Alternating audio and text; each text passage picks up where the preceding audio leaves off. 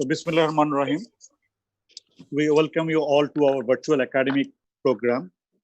So, as you know, Oncology Club has started this new initiative. So, today is our second program. So, may I request to keep everybody muted? Regan, can you please? Walaikum salam. Sir আমি একটা request করতাম sir আমি একটু ওই যে রেকর্ডিংটা চাচ্ছিলাম recording করা হচ্ছে আচ্ছা স্যার তাহলে ঠিক আছে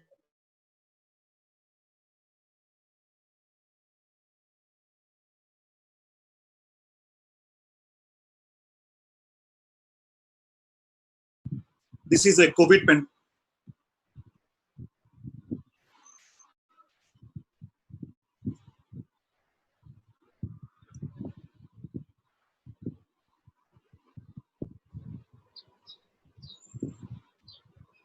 এখন শুনতে পাচ্ছ না?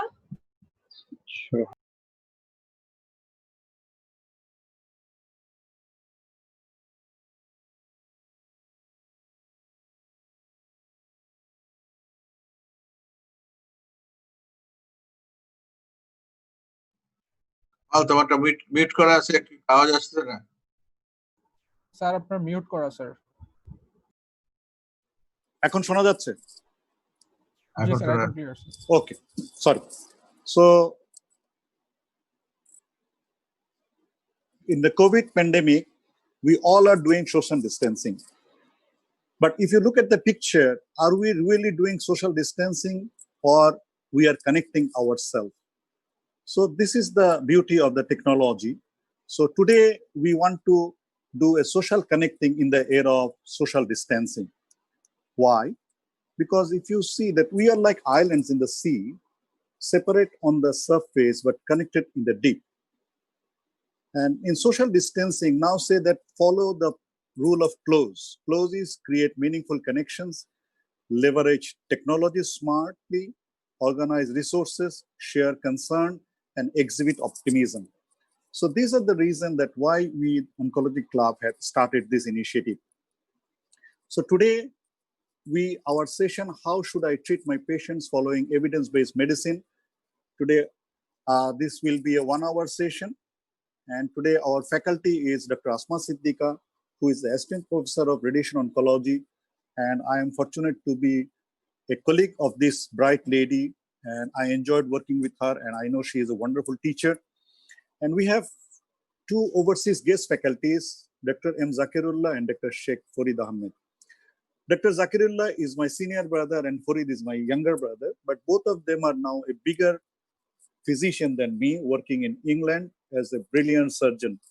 And they have been with us, supporting us for long in all the academic endeavor, and we are grateful to them. Thank you, both of you, for supporting us by participating today. And I'm sure our participant will be very much encouraged and feel charged with your brilliant presence. And finally, I want to say that our patron and our inspiration, Professor Emir Hai, who is the president of Oncology Club and also the patron of SFO, he is today present, and his presence always gives us inspiration, strength, and gives us always the light to go forward. So I want to start our session by requesting Professor Emir Hai sir to say a few words, then we will move to the presentation of Dr. Asma. Sir, Professor Hai sir. Thank you, Kamal. It's a great pleasure to be here today. Club has organized a webinar. It's like it's very easy to see everyone. I'm closed in my house. I cannot go out. Kamal and everybody has closed me in my house. So I can see you through this meeting.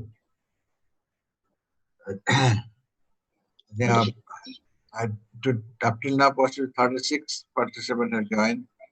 I'm expecting more will be joining us.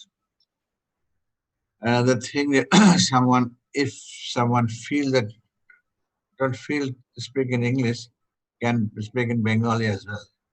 Our founder, Professor Karim, has already started this. He said, don't know any language you can just speak as a club. It's not a class. In fact, Professor Karim also did a seminar in Calcutta and Bangla. Very appreciated this. So So you can speak in Bengali as well. Please be attend everybody, attend the lectures sincerely, listen to them and try to gain knowledge as much as we can. Okay, over to you, Kamal. Start the session.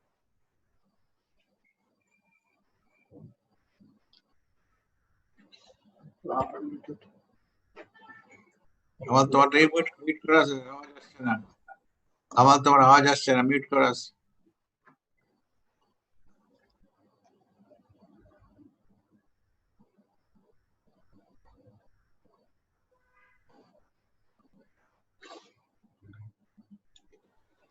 Hello, G sir, আমি যে জন্য বলছি যে আমরা বাংলায় বলবো, but ইংরেজিতে আমাদের বোধ হয় জুনিয়র একটু প্র্যাকটিস করলে ভালো হয়। So wit will mixture, doesn't matter. আর আজকে fortunately both of our foreign guest আর বাংলাদেশি, সো আমাদের কথা বলতে কোনো সমস্যা নাই। বাট ইন ফিউচার হয়তো আমাদের we will have some guest যেখানে হয়তো আমাদেরকে একটু ইংরেজিতে বলতে হবে। বাট হ্যাঁ স্যার, আমার মনে আছে করিম স্যার বলতেন জীবনে এত ইংরেজি বলেছি যে এখন আর বাবা ইংরেজি বলতে ভালো লাগে না, তাই স্যার সব অনুষ্ঠান বাংলায় করতেন। So that is one thing. But পাশাপাশি স্যার আমরা যে খুব স্ট্রাগল করি বাংলা বলতে, ইংরেজি বলতে অন্য জায়গায়, সেজন্য স্যার একটু প্র্যাকটিসটাও করি। স্যার থ্যাংক ইউ স্যার আপনার গাইডেন্সের জন্য। Now may I request our today's speaker, Dr. Asma Siddiqua, who is a very popular teacher in NICRH, and as I've told, I enjoyed the time that I was with her colleague. And may I request Dr. Asma Siddiqua to make today's presentation. Dr. Asma Siddiqua. Screen share. আসসালামু আলাইকুম, আশা করছি সবাই ভালো আছেন, পরিবারের সদস্য সহ।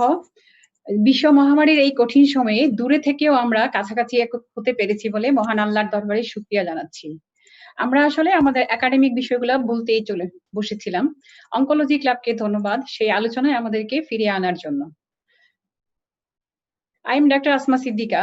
I am working as an assistant professor, Radiation Oncology Department, National Institute of Cancer Research and Hospital. In next few minutes, I will try to give you some idea regarding non-invasive breast cancer. Non-invasive breast cancers are those cancers where malignant cells are confined within the basement membrane. There is no invasion of basement membrane. Of all breast cancer, 20% are non-invasive breast cancer. It includes passage disease of nipple, which constitutes less than 5%, lobular carcinoma in situ, it is less than 15%, and ductal carcinoma in situ, it is 80%. I put this information from Paris 7th edition books. Recently, Asma changes some terminology to lobular in situ carcinoma and this ductal in situ ductal carcinoma, intraductal carcinoma, and lobular carcinoma, in lobular intraductal carcinoma. Neoplasia. In passage disease of nipple, eczematous lesion, patient present with eczematous lesion around the nipple and areola, also present with palpable mass, and in 90% cases, this mass is due to associated DCIS or invasive carcinoma. Some patients also present with no symptoms, only mammographic detection is done. For confirmation of diagnosis, full thickness skin biopsy from nipple areolar complex and core biopsy from the mass is needed. Treatment done according to underlying tumors. Lobular carcinoma in situ arises from the lobular lining of epithelium. In the pictures, we are sees the normal lobule. Then we see the lobule contain full of abnormal cells without invasion of basement membrane. 25% associated with DCIS or invasive cancer occur usually in premenopausal lady, age around 45 years. 90% cases it is multicentric, and in 59% cases it is bilateral, mostly ER positive and E-cadherin negative. Not usually managed by surgery, and recommendation is close observation by clinical breast examination and mammogram. Lobular carcinoma in situ increases 20% chance of development of invasive cancer within 10 years of time. That's why prophylactic tamoxifen is indicated, which reduces the chance of development of invasive cancer is about 56%. Bilateral prophylactic mastectomy also done for high-risk patient. New thing is that now it is considered as a benign disease like atypical ductal hyperplasia, and it is already removed from recent AJCC staging system. Appa, if I'm allowed 1 minute, please if anybody have কারো মনে প্রশ্ন থাকলে আপনারা কোশ্চেনটা chat বক্সে আপনার নাম লিখে লিখেন, আমরা ওনার প্রেজেন্টেশনের পরে ওইটা প্রেজেন্ট করব, তারপরে এটা ডিসকাস করব। সবাই মিলে কথা বলার চেয়ে ওটা লেখা থাকলে আমাদের জন্য সুবিধা হবে। থ্যাংক ইউ আপা, প্লিজ কন্টিনিউ। ডিরেক্টলি করা যাবে না না কোশ্চেন? হ্যাঁ করা যাবে, বাট ওইটা হলে একটু বেটার হয় আপা। হ্যাঁ ওটাও করা যাবে, বাট আমরা ওইখানে হলে আর একটু সুবিধা হয়, তখন যার নাম দিব সে ডিরেক্টলি করবে। ওকে Okay. Please. Ductal carcinoma in situ, it arises from the ductal epithelium. In the picture, we see the at first picture there is the normal duct, and in lower picture we see the abnormal cells continuing the duct, but basement membrane is intact. This patient usually present with asymptomatically present, about 90% detected only mammography. 8% patient present with palpable mass, and only 6% patient present with nipple discharge. There are some distinct pathological subtypes. These are comedo, solid, cribiform, micropapillary, and papillary. Mostly ER positive and E-cadherin negative. This is the positive. This is the differentiating point from lobular carcinoma in situ, where E-cadherin is negative. After complete history and physical examination, the following tools are used for diagnosis. These are bilateral diagnostic mammogram, ultrasonogram of both breast and axilla, and in some cases, selected cases, MRI of breast and galactogram. MRI is done when additional information is required and it is highly sensitive in high-risk DCIS. Galactogram are done in case of nipple discharge. The previous session, it was briefly described, that's why I'm not going to this. For confirmation of diagnosis, it is important to mind that there is no role of FNSC. For confirmation, biopsy is needed. And for non-palpable lesion, the procedure of biopsy are stereotactic core biopsy under mammographic localization, USG-guided core biopsy, MRI-guided biopsy. For non-palpable lesion, options are core needle biopsy, incisional or excisional biopsy, and full-thickness skin biopsy. If there is no associated, no component of invasive cancer, no additional staging information is needed. It is clinically can be designated as TIS N0 M0, that is stage grouping 0. Treatment aim is to prevent progression to invasive carcinoma or to reduce recurrence. And treatment options are surgery, radiation therapy, and hormone therapy. Surgical options for breast are lumpectomy with clear margin and mastectomy. Lumpectomy is the standard for all cases except multicentric disease, and mastectomy is indicated for multicentric disease, persistent positive margin, extensive microcalcification, and patient's desire. Surgical evaluation for axillary nodal status. We know chance of axillary nodal metastasis in non-invasive breast cancer is less than 5%, even when it is associated with undetected invasive component. In pure DCIS, nodal metastasis is rare. So for evaluation of axillary nodal status, sentinel lymph node biopsy is the standard of choice. Important information from pathological report is histopathology and diagnosis. That is whether there is presence of invasive or in situ component, and lesion size. If it is less than 2.5 centimeter, it is low grade, and it is equal to or more than 2.5 cm, it will be high risk factors.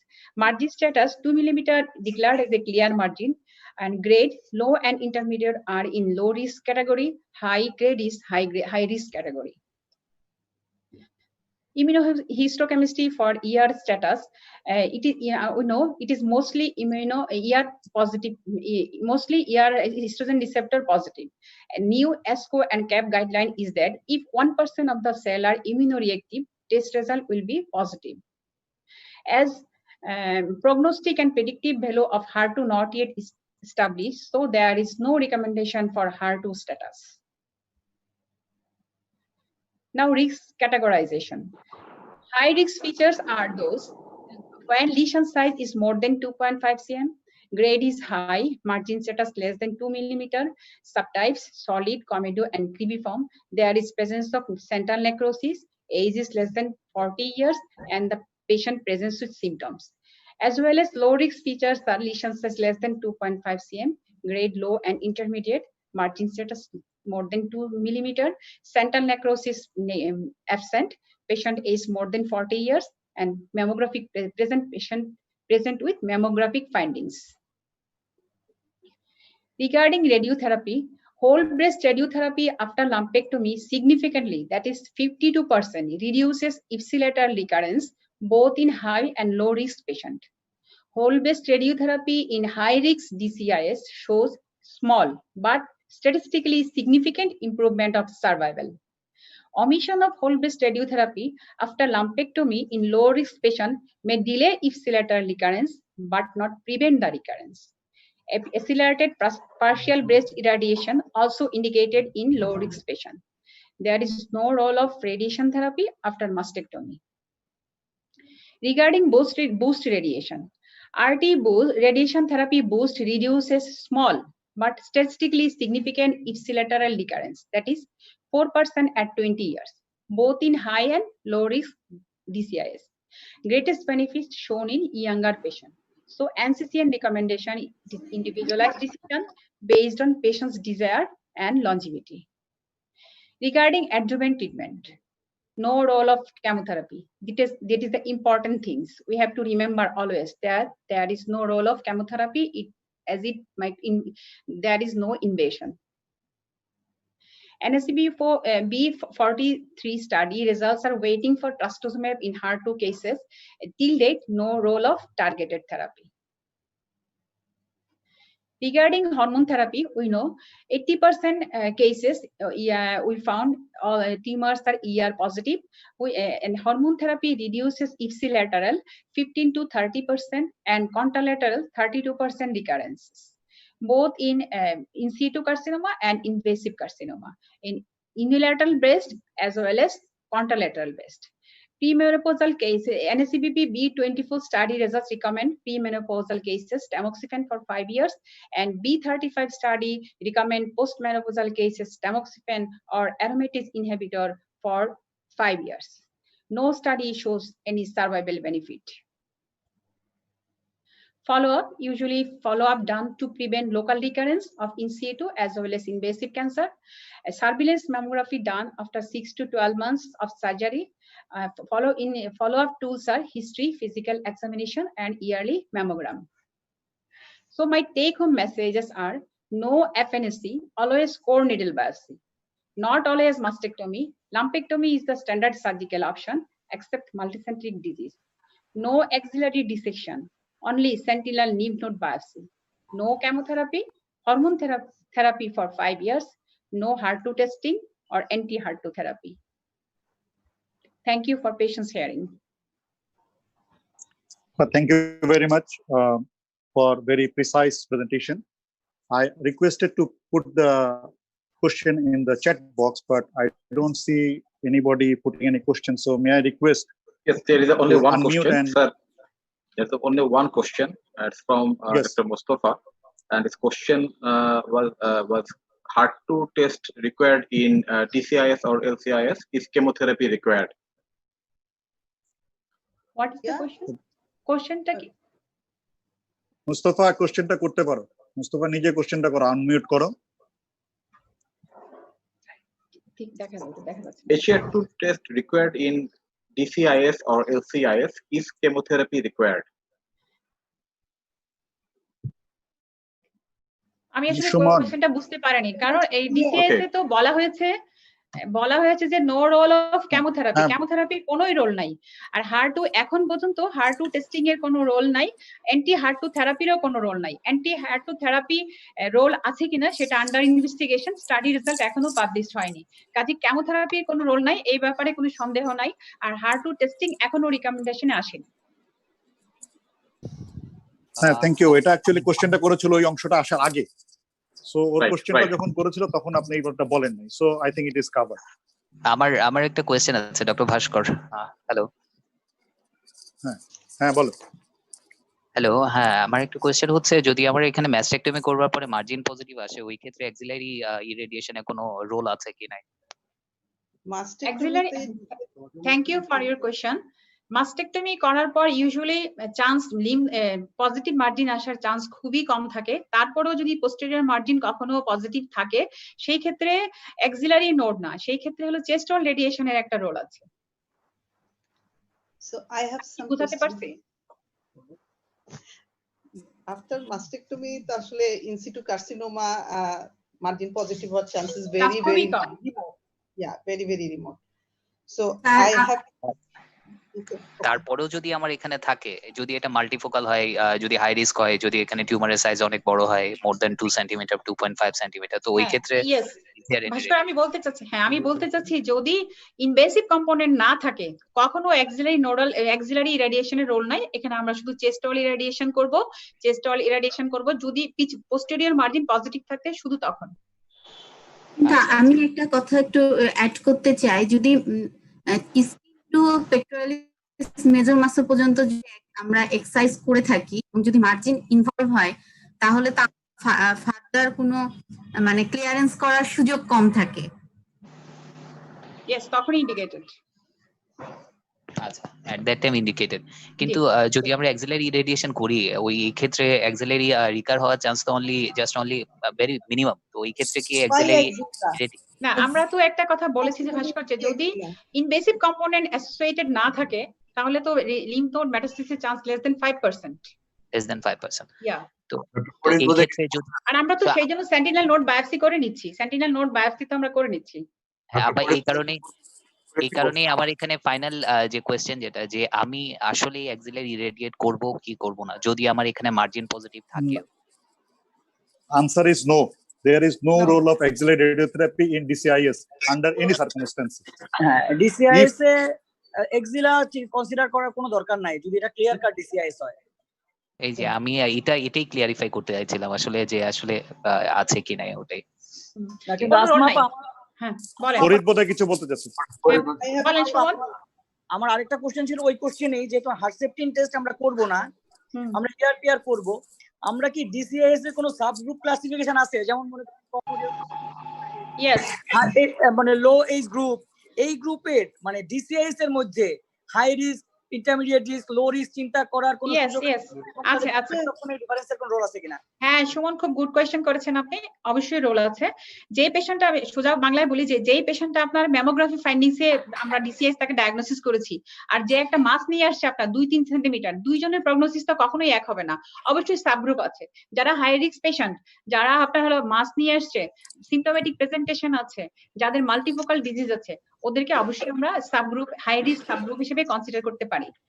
করার পরে আমাদের treatment অপশনে কোনো plan of ম্যানেজমেন্টে কোনো difference আছে কিনা? Yes, ম্যানেজমেন্টে একটা যে আমরা সেন্টিনেল নোড বায়োপসিটা আমরা যদি একেবারে খুব ইনিশিয়ালি আমি ধারণা করতে পারি যে লো গ্রেড লো রিস্ক পেশেন্ট, তখন আমি সেন্টিনেল নোড বায়োপসিটা ওমিট করতে পারি। কিন্তু হাই রিস্ক পেশেন্টের ক্ষেত্রে আমাকে সেন্টিনেল নোড বায়োপসিটা ওমিট করা যাবে না, সেটা করে ফেলতে হবে। তো এটা আমার কোশ্চেনগুলো একবার শেষ করে আমি অফ করে ফেলবো, তাহলে আমি অন্যদের সুযোগ দিব।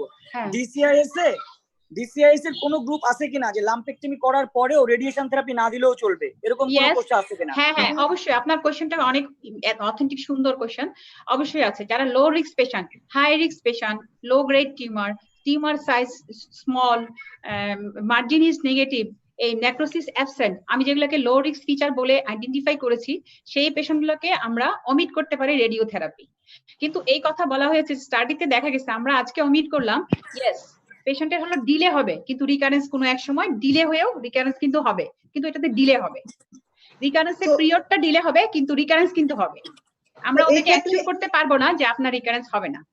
এই ক্ষেত্রে age is important factor. 70 years or more age then ERPR positive this patient we can spare radiotherapy because the 20 years recurrence rate কিন্তু ওদের 4%. ফলো আপ ফরিদ বোধহয় কিছু বলতে যাচ্ছিল। ফলো আপ গাইডলাইন হচ্ছে পেশেন্টের history, physical clinical breast examination আর yearly ম্যামোগ্রাফিটাকে বলা হয়েছে। আর যদি কোনো সময় কোনো হাই রিস্ক পেশেন্ট থাকে, তার ক্ষেত্রে আমার যদি ম্যামোগ্রাফিক ফাইন্ডিংসটা খুব কনক্লুসিভ না হয়, তখন আমরা ওইসব পেশেন্টের ক্ষেত্রে আমরা এমআরআইও করতে পারি ফলো আপে। তো history and physical examination 6 to 12 monthly, 6 মাস বা প্রতি এক বছর পর আমরা yearly mammogram.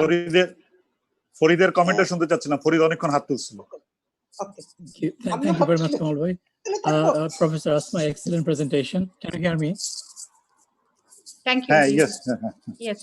Thank you. I just want to make a few comments. First of all, DCIS, irrespective of the grade, whether it's a low grade, intermediate grade, high grade, treatment is same.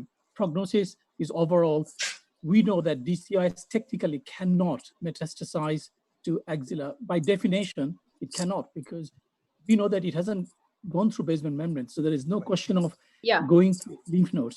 Right. But only indication is if you do mastectomy for widespread DCIS, irrespective of the grade, then there might be associated development of focus of invasion elsewhere in the breast. So if you do a mastectomy, the indication for sentinel biopsy is there, number one. If there is a mass lesion and you do repeated core biopsy showing DCIS but no invasion, a surgeon can decide for SNB. But generally, the commonest practice is mastectomy, you want to do a SNB, not because DCIS is going to axilla. And number two, even if it is high-grade DCIS, there is no indication, nothing is practiced in the developed world that they would need to have axillary sentinel biopsy. So grade is not a determining factor for staging axilla for DCIS. It is the mastectomy where there is a possibility of missed focus of invasive cancer. That's when we are doing it. And the question came, is there a role of radiotherapy post-mastectomy? It's not practiced in this part of the world. If you're doing a mastectomy, and if you truly done a mastectomy, not like leaving a half of the breast tissue on the skin flap, if you truly done a mastectomy, you'd probably leave 5 to 7% of breast tissue on the skin flap. And if that mastectomy is done and it shows DCIS is present anywhere in the chest wall or on the flap, we do not practice chest wall radiotherapy. So country to country practice varies. Some parts of the world, like USA, some centers do recommend that, but it is not widely practiced in USA either. But as far as coming to UK, we would not, our MDT would not recommend chest wall radiotherapy and forget about axillary radiotherapy, because Shumon was mentioning about that, there is no question, no role of radiotherapy to axilla. Even for invasive cancer, if the SNB is positive, certain group of patients, we are not clear. But for DCIS, enter a different game. We do not recommend there is any role, irrespective of the grade, to offer radiotherapy to axilla. And it presents something about LCIS. You said 15% cancer, and Asma, you did mention that subsequently the definition is changed. It's almost 15 years plus. The definition has been fully changed and is regarded as a risk factor.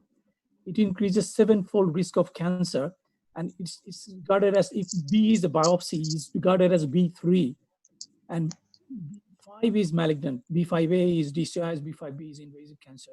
So it is well away from the definition. And I understand that still the old books and the older perception is it was to be considered LCIS as a part of cancer, but it is now purely considered as a risk factor, nothing else. So the question of for LCIS, doing HER2 ERPR is pointless. And may I politely make another comment on your presentation, that on LCIS section, you suggested simple observation. But the reality, the practice is that if you do a mammogram, ultrasound, and a core biopsy confirms LCIS, the guidelines suggest we have to do excise the area. And ideally, you do a vacuum excision or a wire-guided excision biopsy. It's not a wide local excision biopsy. And you know what? Pathologists would never give you a size of the LCIs because there is no need for that. All they would tell you whether margin is positive. And even if the margin is positive, there is no recommendation or practice in developed world that you ought to go back. All you do is annual mammographic follow-up for 5 years. Thank you. Thank you. So can I add something? Can I allow you to add something? Yes, please. So, yes, the first question regarding the sentinel lymph node biopsy of DCIS. So it has been shown that invasive breast cancer underestimation rate is about 20 to 38% in some studies. So they are, especially in cases where there is palpable lesion, grade 3 histology, younger age, and associated density in the mammogram and widespread microcalcification. In these cases, there are invasive components. Chance of presence of invasive component is 20 to 30%. So when you excise the lump, that time it is indicated to do a sentinel lymph node biopsy because there is a chance of invasive component. So this is one question. And another is Dr. Asma mentioned that for LCIS, there is no surgical intervention. But for some LCIS, there are debates is going on, and some LCIS, they need some excision to exclude having a ductal carcinoma in situ or invasive components. So those are the pleomorphic histology, LCIS with necrosis and more than 4 foci in the single core. যদি এই risk factor গুলো থাকে, then NCCN panel recommends that they should go for excision of the lump. Yes, thank you, Rima. This is the only exception. Only exception যেখানে LCS হলে observation করা যাবে না, surgery করতে হবে। যে NCCN panel রিকমেন্ডেশন আছে only pleomorphic and then necrosis যদি থাকে and more than 4 focus in a single core. So that time you have to go for excision. Okay, add করতে চাচ্ছিলাম। ওকে, হ্যাঁ, থ্যাংক ইউ। আমার মনে হয় আলিনা অফিসার কোশ্চেন আছে, আলিনা অফিসার কোশ্চেন করো।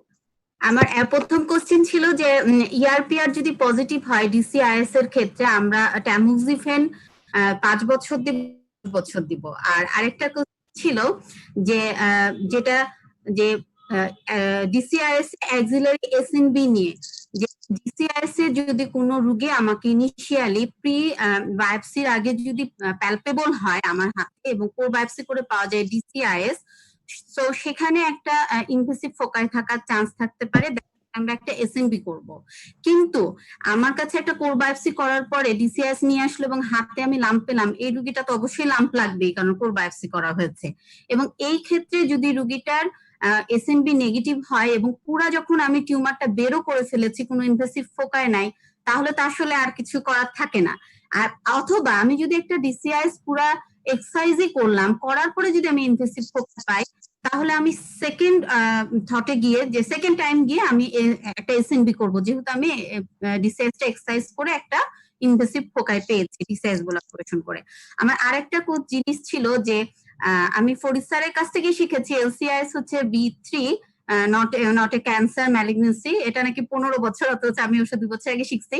কিন্তু এলসি যদি লোবুলার কার্সিনোমা ইন সিটু যদি রিস্ক ফ্যাক্টর ইনডিটারমিনেন্ট হয়, তাহলে এই ক্ষেত্রে আমরা এক্সারসাইজ করলাম, অ্যানুয়াল ম্যামোগ্রাম করে ফলো আপও করলাম, কিন্তু আমার একটু ছিল যে চান্স অফ রিকারেন্স বা মার্জিন ক্লিয়ার, যদি বাই চান্স এরকম হয় যে মার্জিনটা ক্লিয়ার না, কোনো পাশে ইনভলভ হয়তো হয়ে গেছে বা 1 মিলিমিটার না, সেই ক্ষেত্রে আমরা কি করব, যেহেতু এটা ম্যালিগনেন্সি না, ইনডিটারমিনেট বা রিস্ক ফ্যাক্টর বলা।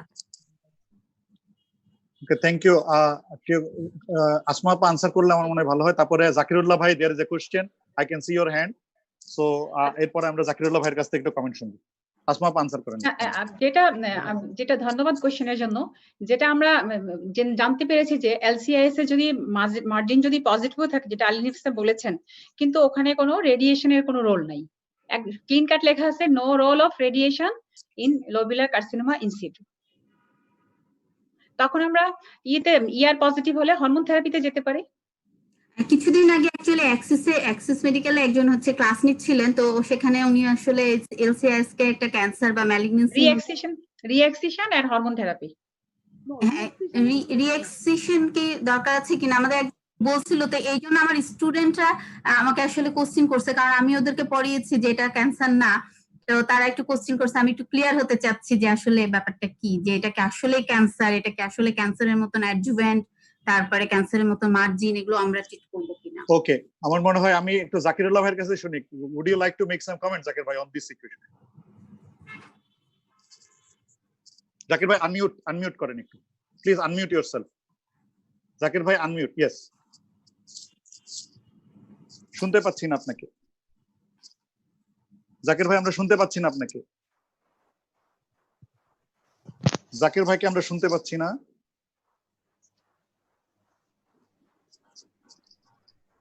আমরা জাকির ভাই আপনাকে শুনতে পাচ্ছি না। কেউ কি শুনতে পাচ্ছে? আমি শুনতে পাচ্ছি না।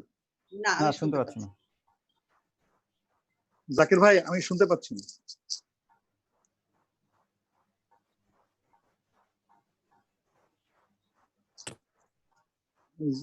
জাকির ভাইকে আমরা শুনতে পাচ্ছি না।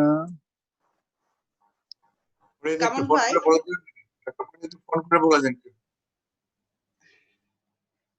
Kamal bhai,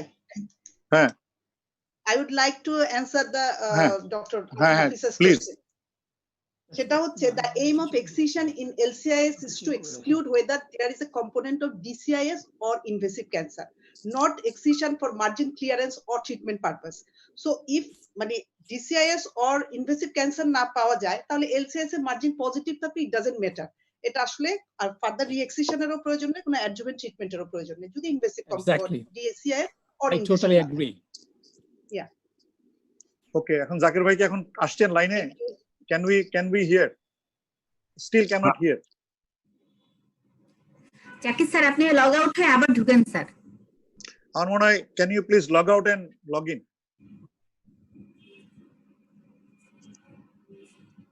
আমাদেরকে শুনতে পাচ্ছেন নাকি? আচ্ছা, in the meantime ডক্টর জান্নাতুলের একটা কোশ্চেন ছিল, জান্নাতুল ফেরদৌস। জান্নাতুল একটা আনমিউট করে can you ask the question? Doctor Jannatul Ferdous, তোমার একটা কোশ্চেন, ডক্টর জান্নাতুল ফেরদৌসের একটা কোশ্চেন ছিল, can you please ask the question? Yes sir. Thank you madam. I want to know the margin, negative margin for Paget disease treatment in nipple areola complex margin, negative margin. Is it 2 millimeter or more? Thank you তোমার কোশ্চেনের জন্য। Paget disease of the নিপেলে আসলে কোনো margin status আলাদা করে কিছু বলা হয়নি। তো 2 মিলিমিটার মার্জিনকে যেটা ডিসিএস এ বলা হয়েছে, আর প্যাজেট ডিজিজের ট্রিটমেন্টও বলা হয়েছে যে সেটা যদি অ্যাসোসিয়েটেড থাকে ইনভেসিভ অথবা ডিসিআইএস এর সাথে, সেটা ট্রিটমেন্ট হবে অ্যাকর্ডিং টু ইনভেসিভ আর ডিসিআইএস এর মতো। সেই হিসাবে 2 মিলিমিটার মার্জিন আমি আলাদা করে কোনো মার্জিন স্ট্যাটাস পাইনি। Okay, thank you. 1 millimeter is enough for Paget disease. For Paget is considered as a cancer. Any cancer surgery, be it DCIS or invasive, 1 millimeter is considered as enough in Britain. But Dr. Farid bhai, we are always following the NCCN and that American protocol. This is 2 millimeter. It's UK, you are more. So there is a big debate. This is debate between NICE and USA. NICE say 1 and they say 2 millimeters. So it is, let us say, make the debate complete. 1 to 2 millimeters. 1.5. 1.5. Dr. Zakirullah. Zakirullah bhai is here. So আমরা একটু শুনি, Zakirullah bhai, can you unmute, and now we want to hear from you. Zakir sir আপনি একটু unmute করেন, আপনি mute হয়ে আছেন। Unmute. Yes. এখন শোনা যাচ্ছে? Okay. এখন শোনা যাচ্ছে আমাকে? হ্যাঁ শোনা যাচ্ছে। গুড। সরি আমি আসলে দেখা যাচ্ছে। তাই তো, আমি খুব ভালো লাগলো। আমি Asma, it's a nice presentation. Thank you very much. আমি খালি কয়েকটা জিনিস একটু বলবো, সেটা হলো LCIS যদি কথাটা হলো যে জিনিসটা আমরা মনে করি this is not a cancer, first thing. Even this is not a precancerous condition. Just make it clear. But if you find LCIS, there is slightly higher chances of developing cancer in future. What we normally think, I know that 25% can turn in 10 years, but I think it's overestimate. We normally believe 20% in 20 years. Hote pare. So what you need to do, if you find LCIS, either by biopsy or by excision biopsy of a tumor and surrounding that area you find some LCIS, you don't have to go and clear the margin. You just need to get the tumor out. Maybe we can get it from 5, benign lesion, and we get some LCIS. Fine, as long as this is actually LCIS, no other changes. I'll tell you what changes we're talking about. If it is a pure, no atypia, no cellular abnormality, just LCIS, you don't have to go back and excise this tumor anymore. However, if LCIS shows atypia or LCIS shows some sort of necrosis in the center of the LCIS, that is actually a dangerous thing. Why I'm saying only 17 papers been, a case report has been reported. 18th one was probably my one. So 17th paper bola hoyeche jodi karo LCIS thake with necrosis, there's a higher chance there might be some invasive cancer hidden somewhere in the breast, either in the form of DCIS or in the form of invasive lobular cancer. So in that situation, so histology is very important. If LCIS shows there's a pleomorphism is there, there's some abnormalities there, and central necrosis. Normally, you will not see central necrosis LCIS. So histology is very important. So LCIS যদি সেটা হয়, then you need to investigate a bit further. If it is high grade, and then you need to do MRI scan or some sort of random even biopsy to find out whether there is an invasive component anywhere.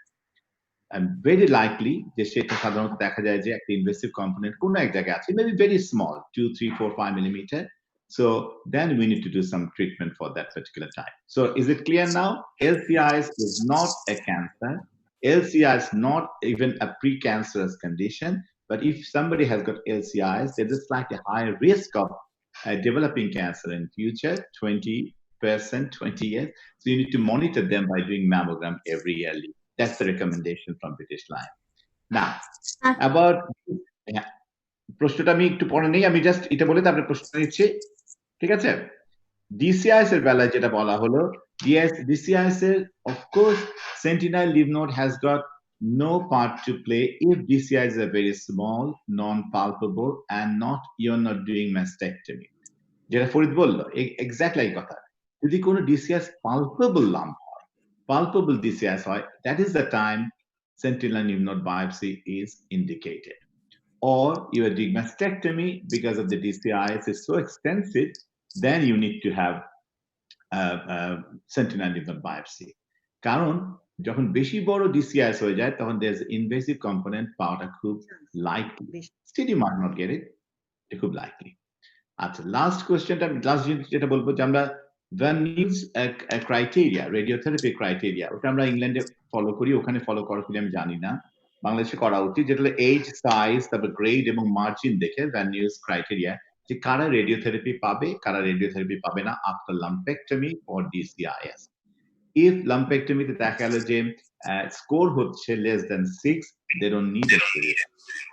If the score is more than that, then we normally have a radiotherapy for after lumpectomy. একটা প্রশ্ন করা হয়েছিল mastectomy পরে লাগবে কিনা। By theory ম্যাস্টেক্টমিতে সাধারণত extensive ডিসিআইএস আছে দেখে আমাদের সেই জায়গাটায় component থাকতে পারে invasive component, and if the invasive component is very close to chest wall or very close to the skin surface, then you can consider. But purely DCIs very rarely we see involving the chest wall or any other areas. So you probably don't need to have radiotherapy. But this consideration should be done by the local faculty and by the local radiotherapist. Thank you, Zakir Bhai. Very nice, very clear and very precise. So Debraj Chakraborty, there is a question. I hear, I see. Thank you, sir. Thank you, madam, for your nice presentation, and thank you, sir, for the nice explanation. Sir, the question is to you, actually. In LCIS, would we use tamoxifen for risk reduction? There is a risk always for it to turn into an invasive one. Okay, good. LCIS অনেকে suggest করে যদি LCIS থাকে এবং expensive থাকে with family history of breast cancer. If there's family history of breast cancer and strong family history, then for preventative purpose, you can use tamoxifen. But if there is no family history and there is no real risk factor at all for a small LCIS or a small incidental finding of LCIS, we don't use any tamoxifen here. আমার একটা question ছিল এই সাথে, আমরা কি complete ovarian suppression করব কি করব না এই ক্ষেত্রে কোন রোল আছে কি? LCIS. হ্যাঁ, DCIS বা LCIS premenopausal stage. LCIS no. LCIS no. But for DCIS, it depends on whether there's invasive component with ER positivity or not, and a young patient, and you want to prevent any further problem in future, then. But normally we don't. Normally we don't need to. Only for Nafisa, Ali Nafisa, there was a question. Nafisa, আমার একটা question আছে যে LCIS এর follow up যদি আমরা মনে করি যে করব, মানে আমি এক্সিশন করছিলাম কোন রকম ইনভেসিভ বা DCIS নাই, পিওরলি LCIS, দেন আমার রোগীটাকে ফার্দার কি পরামর্শ দিব ফলো আপ বা কিরকম? ওকে, ওই আমি একটা কথা বললাম, এটা সোজা মনে রাখাটা সোজা যে 20% 20 ইয়ার্স, যদি এটা মনে রাখো যে সাধারণত 20% রোগীর হয়তো বা ক্যান্সার ধরা পড়বে এবং 20 বছর পরে। তার মানে নর্মালি আমরা বলি যে every yearly mammogram until the age of 48 or 50 in this country, because after that 3 yearly mammogram screening mammogram ওরা পায় ন্যাশনাল হেলথ থেকে। বাট ইন বাংলাদেশের পার্সপেক্টিভে এরা যদি 50 বছর নিচে হয়, after the age of 35 or 40 যদি হয়, তাহলে yearly mammogram until the age of 50 is enough. এর বেশি করতে হবে না। এরপরে অবশ্যই পেশেন্ট অ্যাওয়্যার হতে হবে যে তাদের 3 বছর পর পর বা একটা করে ম্যামোগ্রাম লাগবে সাধারণত। এইটাই। I think Farid will agree with me as well. আচ্ছা, আমার একটা কোশ্চেন। I agree. কল্লোল, তারপরে ডিমা, তারপরে তুমি। আগে কল্লোল, আগে হাত তুলছি। ওকে, আচ্ছা, যেটা হচ্ছে যে কোশ্চেন টু এভরিবডি, সেটা হলো যে সাপোজ রিগার্ডিং এলসিএস যেহেতু এত ডিবেট, হ্যাঁ, এবং যেটা আসলে এটা কোনো ডিবেট নাই, রিজলভ না।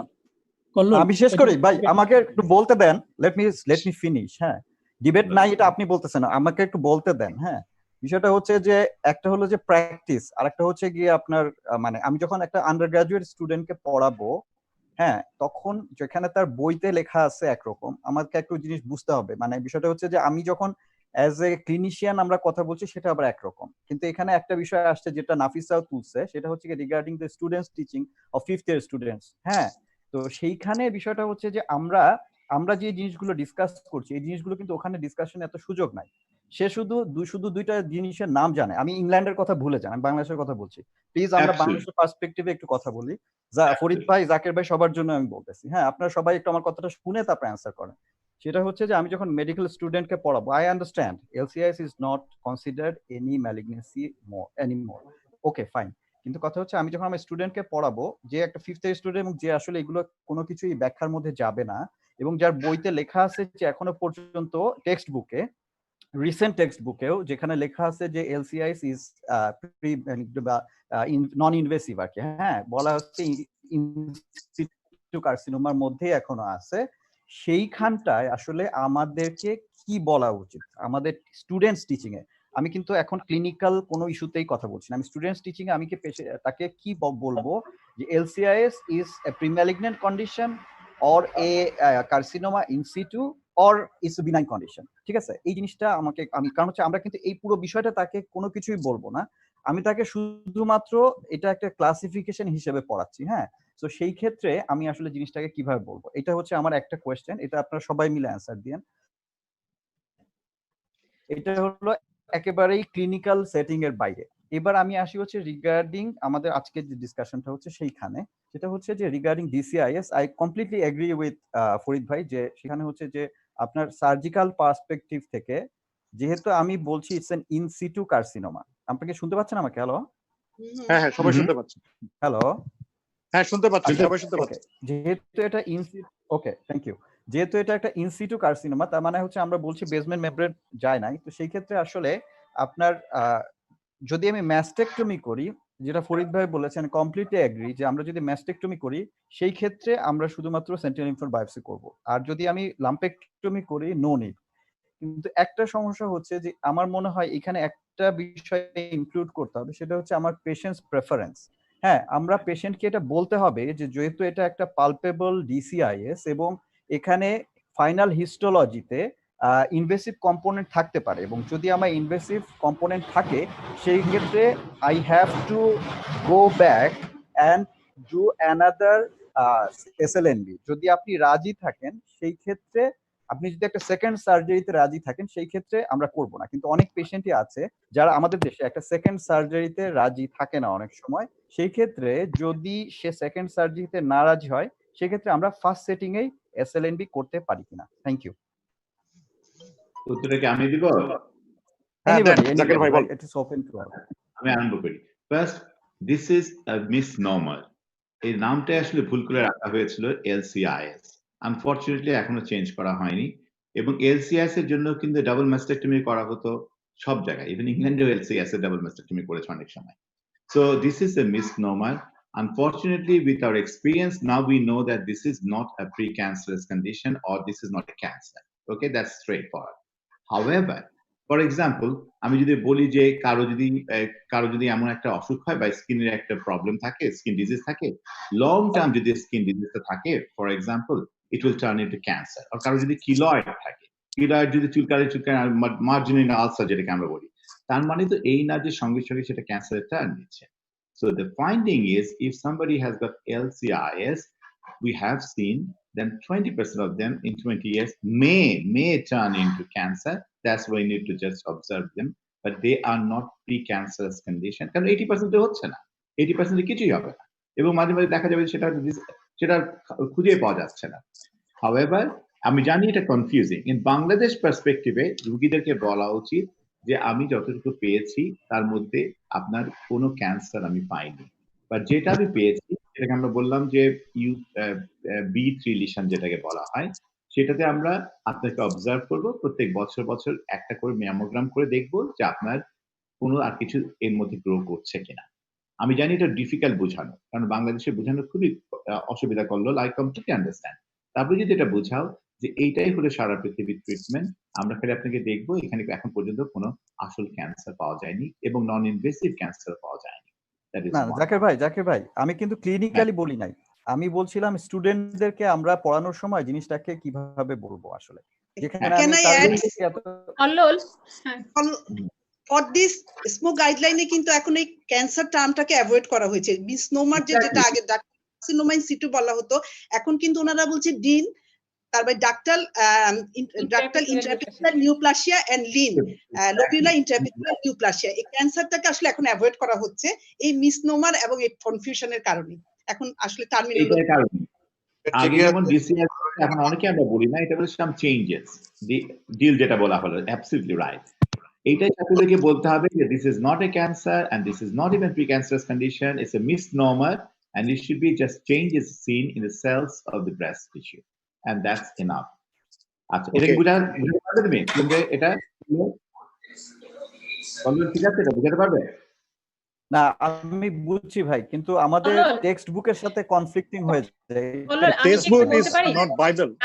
আমি একটু বলতে পারি কল্লোল, যে আপনি হয়তো বইয়েরটা রেফারেন্স দিয়ে বলবেন, যেমন আমি কি একটু বলতে পারি যে আমি যেমন যেটা দিয়েছি স্লাইডে, যেটা উঠিয়েছি সেটা আমাদের প্যারেজের 7th এডিশন থেকে। আপনি ওইটা স্টুডেন্টদেরকে বলেন যে এই 7th এডিশনে এই ধরনের একটা ক্লাসিফিকেশন আছে, কিন্তু রিসেন্টলি এটা চেঞ্জ হয়ে গেছে, সাথে এই ইনফরমেশনটাও দেন, দুইটা ইনফরমেশন দেন।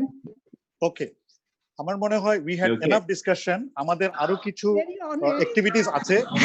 লিমার একটা কোশ্চেন আছে, এটা লাস্ট কোশ্চেন, তারপরে আমরা কোশ্চেনের আরো সুযোগ আছে, because we have some more presentation. লিমার একটু কোশ্চেনটা শুনে নিন, কমেন্টটা। তুমি কিছু বলতে চাচ্ছেন? পোস্ট গ্রাজুয়েশন করার 15 বছর পরে কিন্তু আমি খুব ডিসপ্লেস নিয়ে মাথা ঘামিয়েছি, কারণ আসলে আমরা এখন পাচ্ছি, আর্লি লাইফে দেখিনি। তো স্টুডেন্টদের জন্য এটা খুব বেশি ওদের জন্য পছন্দ নেসেসারি কিছু বোঝানো যাবে। আর আমার একটা কোশ্চেন, হ্যাঁ বলো। তোমার কথাটা শোনা যাচ্ছে না লিমা, লিমার কথা শোনা যাচ্ছে না। হ্যাঁ বলো, কথা শোনা যাচ্ছে না লিমা, আমরা শুনতে পাচ্ছি না। এই যে ক্যান ইউ শুনছেন? এখন শুনছেন? হ্যাঁ এখন শোনা যাচ্ছে।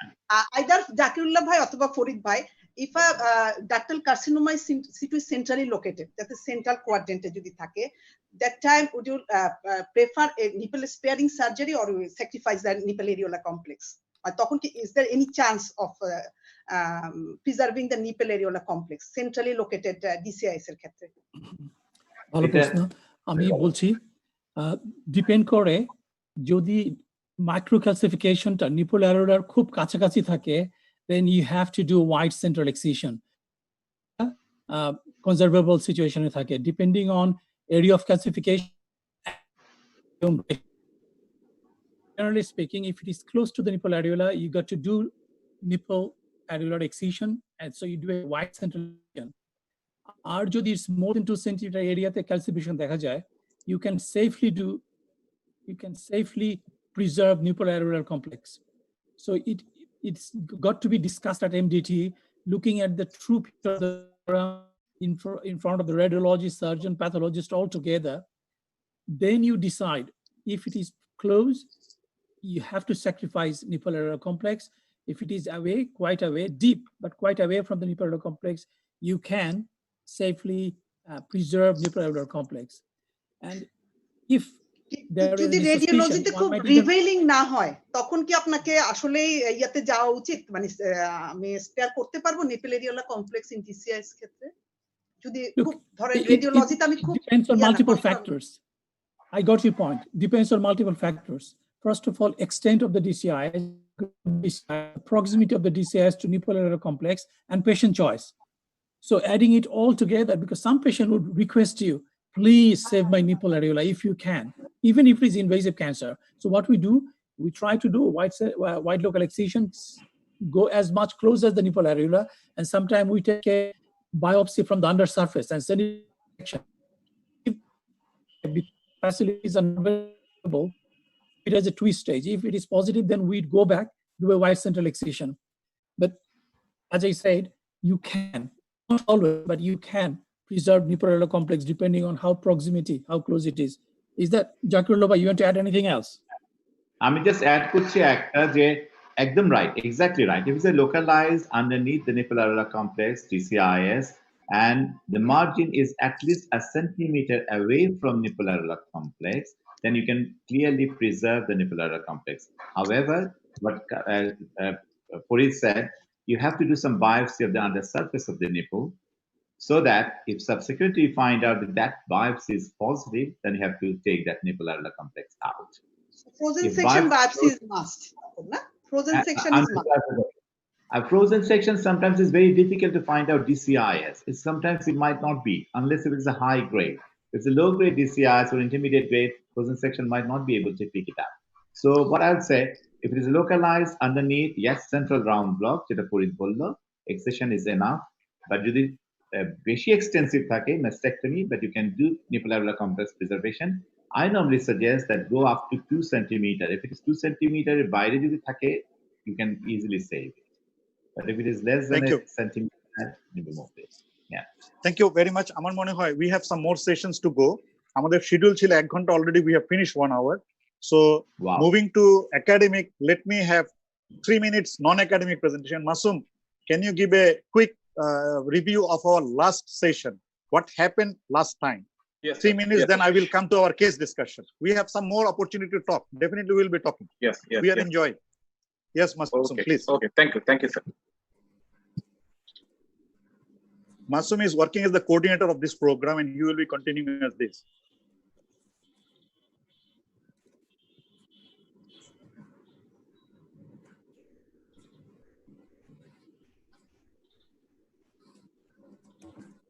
I hope screen share হয়েছে, সবাই দেখতে পাচ্ছেন। হ্যাঁ হ্যাঁ শুনতে পাচ্ছি, দেখতে পাচ্ছি। Okay, thank you. So how should I treat my patient following evidence-based medicine? This is the new virtual academic program which is initiated by Oncology Club. What Kamal sir already said, that how this COVID-19 pandemic brings us closer in virtual life. And yes, this is the new normal. So I will go for a very quick review of our last session, which was the first session of this program, eCME on imaging of breast lesion. This was the session which was held on 19th May, and it was conducted by Dr. Sharmin Akhtar Rupa, and Professor M. Haiser was the chair of the session. And in the session, we have sent invitation to 36 doctors. Among them, 30 were participated in the session.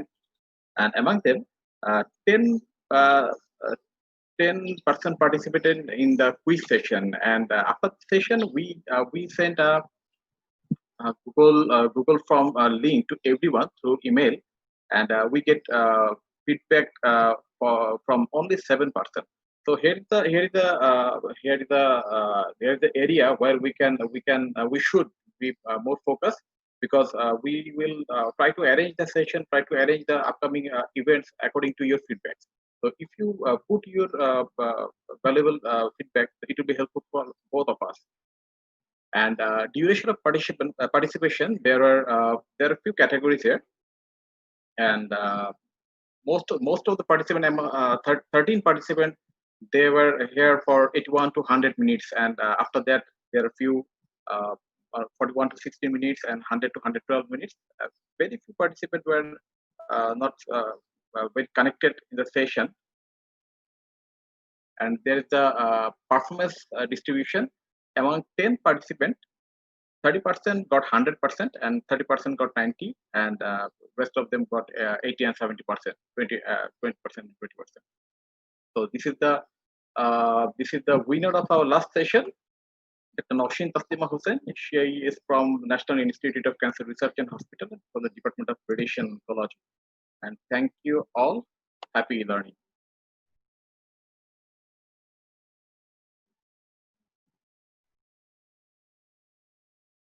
So that's all from my part. Thank you.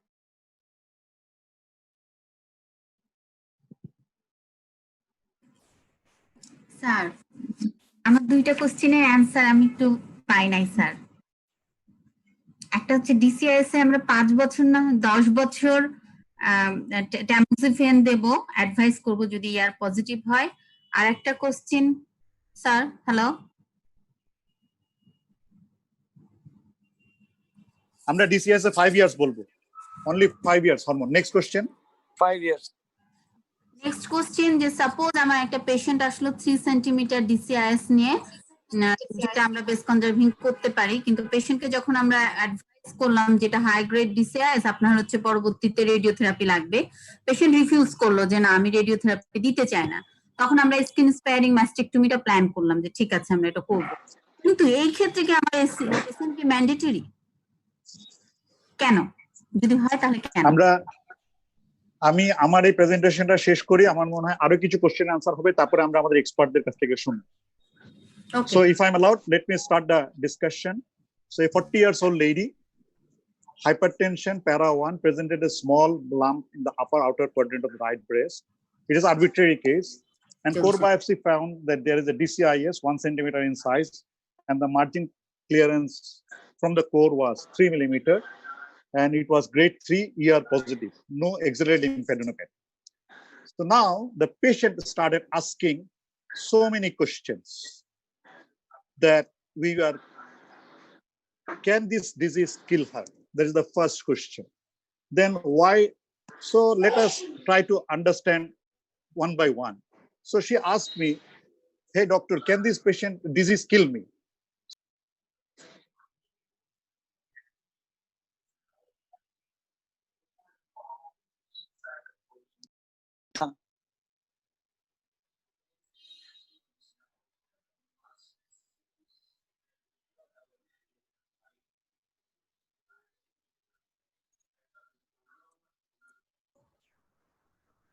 Sir, please unmute the mic. Hello. শোনা যাচ্ছে না? হ্যাঁ শোনা যাচ্ছে এখন। হ্যাঁ হ্যাঁ ঠিক আছে। এর স্লাইডটা কি শোনা গিয়েছিল? হ্যাঁ আগে হ্যাঁ আগেরটা আগে থেকে can this disease kill her, এখান থেকে শুরু করলে সুবিধা হবে। Okay, can this disease kill her? So answer was no, because I showed her a picture, and so that there is a lining that the tumor has not crossed this line. So as long as it doesn't cross the line, that is the basement membrane, so it cannot kill you. Since the lady asked me, then if it is so, then why you are suggesting the treatment? So then I need to bring the picture again and show that 15 to 50% of this DCIS may convert to invasive disease. And if it becomes invasive disease, then it will become a killer. That's why you need a treatment. So then she asked, I'm scared of chemotherapy. Is there any need of chemotherapy? We already discussed many things, that there is no role of chemotherapy. Then she asked, what type of surgery you are suggesting? I said, well, you can go for a breast conservation surgery or mastectomy. There is no difference of survival, but it is up to you. We prefer BCS, but if you want, we can go for mastectomy. Then she said that, is there any need of radiotherapy? So my answer is yes. If you are doing a breast conservation surgery, that is a lumpectomy, then you need to do radiotherapy, because this trial, NSABP-B17 and other 3 trials, this 4th trial have shown that radiotherapy after breast conservation bring down the chance of local recurrence by 50%, but there is no overall survival benefit. And we have shown that only surgery have proven to be causing many high percentage of recurrence in many trials we have shown. And these are the trial that significant survival benefit, our local recurrence control benefit is observed after giving adjuvant radiotherapy. So then she said, can she skip radiotherapy?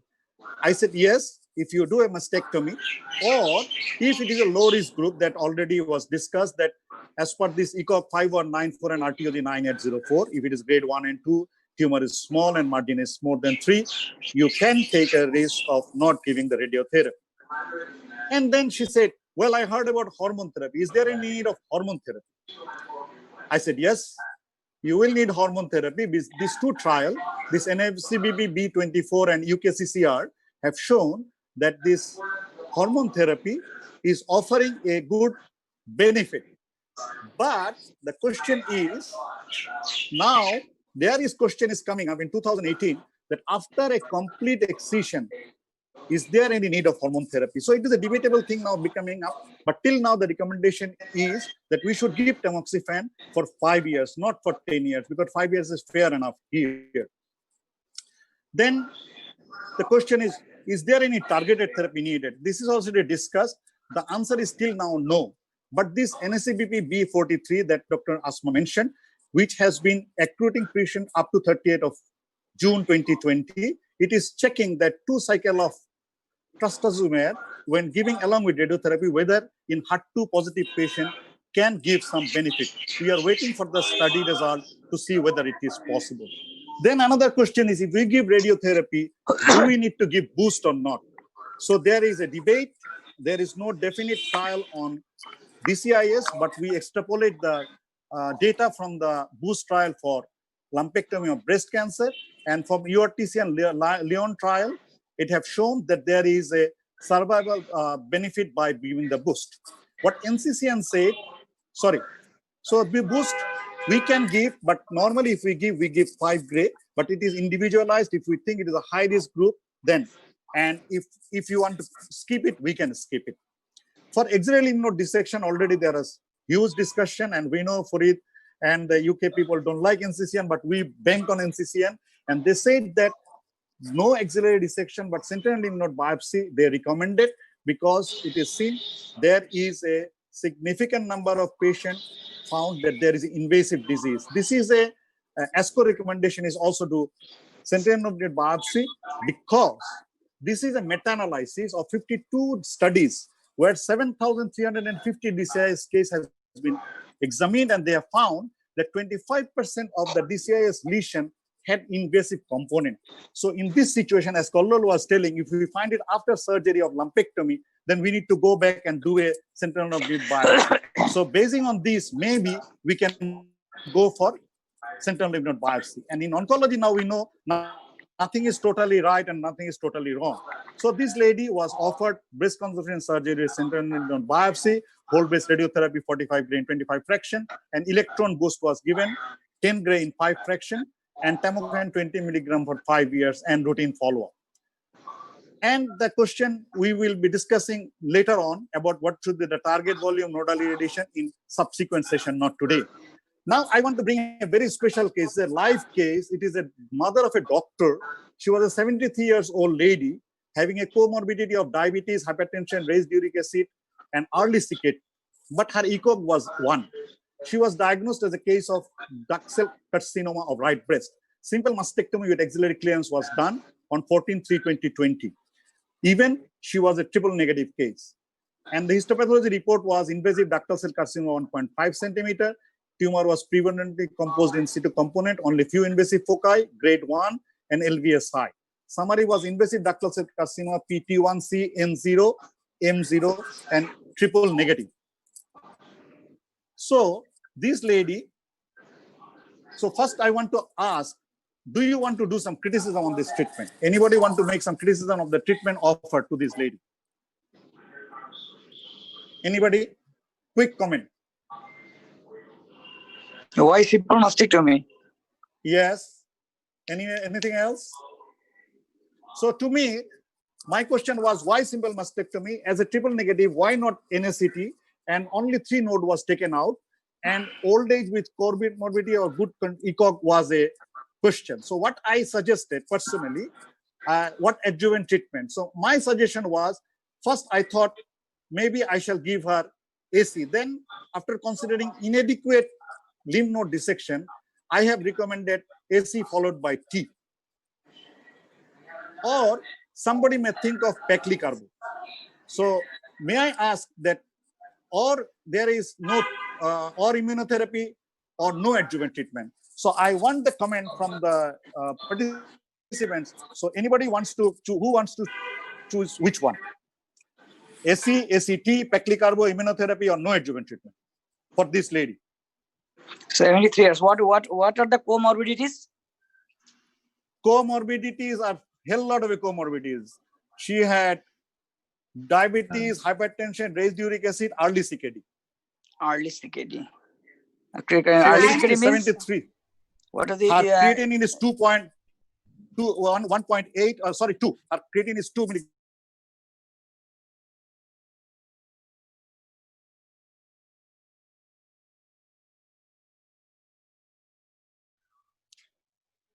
What was the GFR?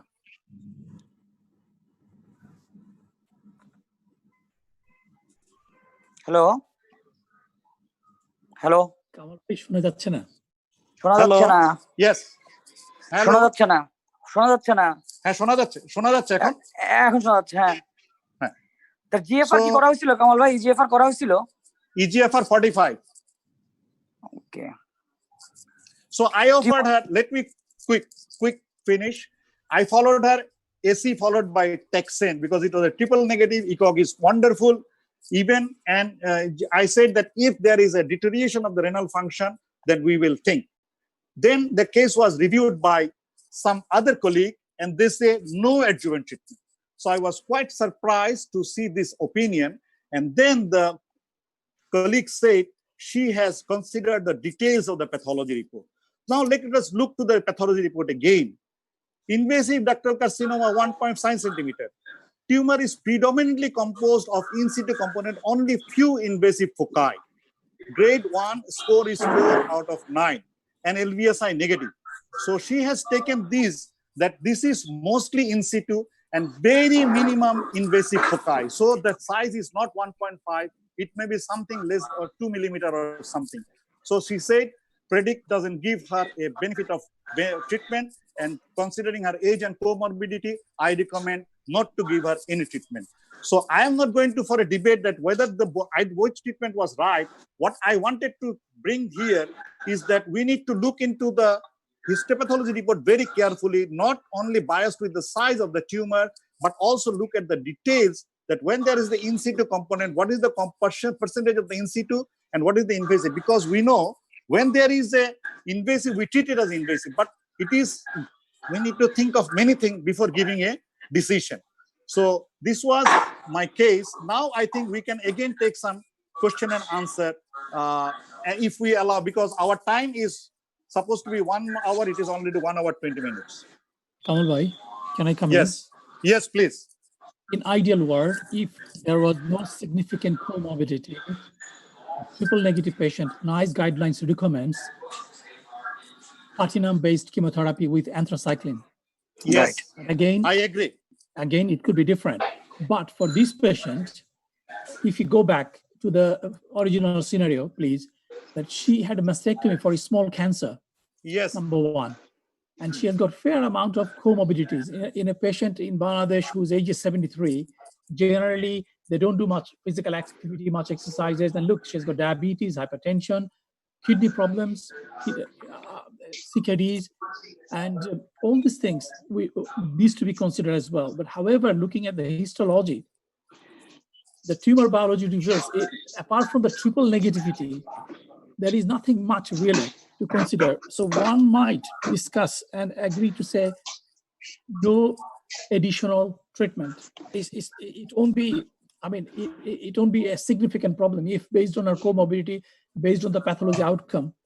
And I believe the node was normal, isn't it? 3 sentinel nodes are done is normal.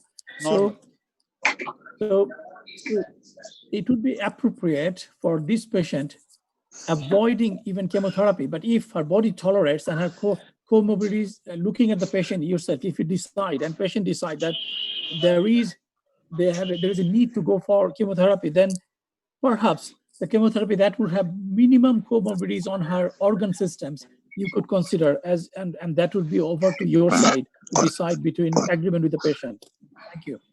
Okay, thank you for it. So I said nobody is wrong. If giving chemotherapy is, they have a logic, not giving also have a logic. But what was educational for me, I learned, because I missed this portion, that this invasive component and in situ component, we need to look into it very carefully. Definitely, we need to look into the triple negative issue, comorbidity, age, and everything. But this was the learning. That's why I wanted to share it with our colleagues. Yes, yes. Can I add? Come on, can I add? Yes, please, Zakir Bhai. Yes, fine. It's a slightly difficult situation here because of the comorbidities and 73 years old. You have to consider that thing. Now, what kind of benefit are you going to get? What percentage of benefit are you going to get by giving this chemotherapy for 73-year-old lady? What is that our predict score Predict says? score said, if we consider 1.5, then it is different. But if it is less than 0.5, then it is only 3%. That's why even triple negative is not the issue. That my colleague from TMH, she brought up the predict issue here, that Kamal, if the size is not 1.5, if you consider that it is less than 0.5, then predict is not giving a big, wonderful outcome. So I am considering not to give and considering her comorbidity more than giving her benefit with the chemo. That was her logic. Sir, active question, sir. Yes, what we do here, I can just comment what we normally do. Grade 1, 73 comorbidities and triple negative, but 1.5 centimeter in size. You have already overtreated her. You've already done mastectomy. You've already done nothing there. And lymphobascular is not there. Why chemotherapy? Why killing her quicker? That's the way we don't normally do any chemotherapy. I know it's triple negative. She has got a higher chance of something will come up. But 1.5 centimeters, how often do you get any additional meds? So I think I will go with other colleague. Although I love you, I like you. Still, I think I'll probably go with the no chemotherapy path. I mean, that is the thing. I mean, I was tempted with the TNBCs. Kollol comment. আচ্ছা, এখানে আরেকটা বিষয় আমার মনে হয় একটু consider করা দরকার, সেটা হচ্ছে যে ফরিদ ভাই যেটা বলছেন, আই কমপ্লিটলি এগ্রি। কিন্তু একটা বিষয় হচ্ছে যে এখানে কিন্তু আপনি একটু পিছনে পেজে একটু যাবেন কি, যেখানে ট্রিটমেন্টটা দেওয়া হয়েছে। হ্যাঁ, ট্রিটমেন্ট এটা না, যেটা অ্যাকচুয়াল ট্রিটমেন্ট, সার্জারি, হ্যাঁ, যেটা দেওয়া হয়েছে সার্জারি, সার্জিক্যাল পেজটা। হ্যাঁ, নেক্সট হ্যাঁ। এখানে একটা জিনিস আমাদের খেয়াল করতে হবে, সেটা হচ্ছে যে এই পেশেন্ট কিন্তু সেন্ট্রাল লিম্ফ নোড বায়োপসি করা হয় নাই। আমি একটু বলি, অ্যাক্সিলারি ক্লিয়ারেন্স করা হয়েছে, বলা হয়েছে অ্যাক্সিলারি ক্লিয়ারেন্স, কিন্তু 3টা লিম্ফ নোড আসছে। সো এখানে একটা পসিবিলিটি রয়ে গেছে যে এখানে সবগুলাই নন সেন্টিনেল হইতে পারে। সো আমরা এমন কিছু লিম্ফ নোড আনছি যে লিম্ফ নোড গুলাতে আসলে কোনো কিছুই ছিল না। আমরা যদি সেন্ট্রাল লিম্ফ নোড বায়োপসি করে 3টা লিম্ফ নোড বা 2টা লিম্ফ নোড আসতো, সেখানে একটা পসিবিলিটি ছিল যে আমরা অ্যাক্সিলাটা অ্যাকচুয়ালি আমরা স্টেজ করতে পারছি। বাট এখানে একটা পসিবিলিটি কিন্তু এখনো থেকে যাচ্ছে, যেহেতু অ্যাক্সিলারি ক্লিয়ারেন্স বলে এটা করা হয়েছে। So might be all this 3 lymph nodes was non sentinel. এই ইস্যুটা আমি একটু তুলতে যাচ্ছিলাম। Thank you. এটা আমি কনসিডার করেছি, এই যে inadequate lymph node dissection was the issue. Kamal, আমি কি অ্যাড করতে চাই, কললে কোশ্চেনটা করতে চাই। যেহেতু ডিসিআইএস কম্পোনেন্ট এবং 1.5 সেন্টিমিটার আপনার ফোকাল ইনভেসিভ কম্পোনেন্টের সাইজটা খুব ছোট, there is less possibilities of axillary lymph node metastasis. Agree. আচ্ছা, আমি যেটা আসতে চাই মেইন ইস্যুতে, আপনার যে ট্রিপল নেগেটিভ শুনলেই আসলে আমরা একটু ভয় পাই, আমরা সবাই মনে করি যে তার জন্য একটা সিস্টেমিক কেমোথেরাপি দরকার। But triple negative is not simple like triple negative, কারণ ট্রিপল নেগেটিভে লটস অফ সাব ক্লাসিফিকেশন আছে। এখানে আপনার ব্লেজাল টাইপ আছে, ব্রাকা মিউটেশন টাইপ আছে, সবগুলো আসলে একই সেম প্রগনোস্টিক ক্যাটাগরি ভ্যারি করে না। বাট আপনার এই কেসটাতে আমি জাকির স্যারের সাথে আমি 100% এগ্রি, কারণ 73 years comorbid patient, 1.5 centimetre total size, focal মানে ইনভেসিভ কম্পোনেন্ট কতটুকু আমরা শিওর না।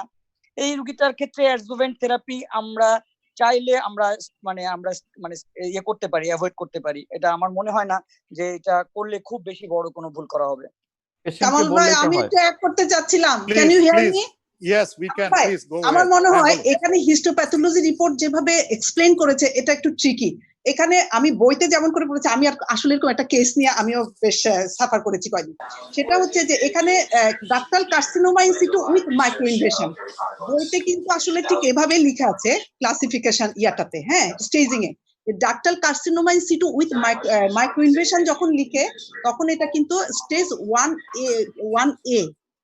সো ইনসিটু 1.5 সেন্টিমিটার কিন্তু তখন আপনার হোল লেন্থটা ধরা হয় না। মাইক্রো ইনভেশন ইউজুয়ালি সাধারণত লেস দেন 4 মিলিমিটারের কম হয়। আমি আনোয়ারা স্যারের সাথে কথা বলেছিলাম যে স্যার আপনার মাইক্রো ইনভেশনের ইয়াটা কতটুকু, সো বলছে মাইক্রো ইনভেশন বলতে আমি ইউজুয়ালি বুঝাই যেটা 1 মিলিমিটারের কম হয়। সেই ক্ষেত্রে আপনার আসলে 1.5 হচ্ছে ইনসিটুটার ডায়ামিটার, আর ওখানে যেটা আপনার few focus of micro invasion লিখেছে মানে ইনভেসিভ কম্পোনেন্ট, সেটা হচ্ছে মাইক্রো ইনভেশন। সেই ক্ষেত্রে আপনার স্টেজিং হচ্ছে 1A, এবং 1A তে কিন্তু কেমোথেরাপি ইজ নট ইন্ডিকেটেড। আপনার chemotherapy is not indicated less than 0.5 millimeter. Chemotherapy is not indicated whether it is triple negative or hard to believe in any cases. না, কিন্তু এখানে যে রিপোর্ট করছে যে invasive ductal carcinoma 1.5 centimetre size, এই রিপোর্টের উপর আপনি তো সেটার উপরে আলোচনা carcinoma in situ with micro invasion, আসলে ডায়াগনোসিসটা এভাবে লিখলে পরে কনফিউশনটা অনেক কম হতো। ওরা বলেছে নট মাইক্রো ইনভেশন, ওরা বলছে ফিউ ইনভেসিভ ফোকাই। এখন রিয়েল লাইফের সিনারিও হচ্ছে এই পেশেন্টের তখন প্যাথোলজিস্টের সাথে কথা বলে আসলে জানতে হয় যে এই ডায়ামিটারটা কতটুকু ছিল, এটা মাইক্রো ইনভেশন কিনা। Let me give you the more dangerous story. এই পেশেন্টের মেয়ে হচ্ছে একজন associate professor of surgery, having double degree on surgery, surgery done by one of the most senior surgeon in the Bangladesh, মানে senior না, আমি বল most reputed dependable surgeon, and report done by another pathologist, যার সঙ্গে কথা বলার পরে সে বলছে well আমি হয়তো ইনভেসিভ ফোকাইটা লিখতামই না, বাট কিছু ইনভেশন থাকাতে সেটা লিখেছি, বাট আমি সাইজটা বলতে পারছি না। So this was A learning curve. আমি বলছি না যে না আমি বলছি না যে এটা রাইট এন্ড রং। আমার এই মেসেজটা তো জুনিয়র হচ্ছে, go to the whole report of the pathology, that is the message, don't read the bottom line. এটা একসময় আমিও পড়তাম শুধু বটম লাইন। সো এখন আমরা হ্যাঁ প্লিজ ছোট্ট করে একটু বলি, প্লিজ, যদি 1.5 সেন্টিমিটার ক্যান্সার পরেও যদি আরো কিছু ইনভেসিভ ফোকাস থেকে থাকতো, it doesn't matter, কারণ প্যাথোলজিস্টরা they will count the highest, the largest size, right, cumulative.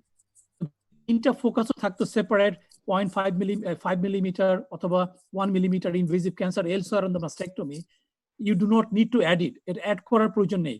They will count only the largest size. So whatever this microinvasion present or not, there is no point debating it. It's straightforward. Pathology report is saying there is invasive ductal cancer 1.5, which is 15 millimeter. The chemotherapy benefit 5-year survival is 1.8%. Even if the node was positive, even there was a single positive node with same patient, with all the criteria put in, the chemotherapy benefit comes with 2.9%.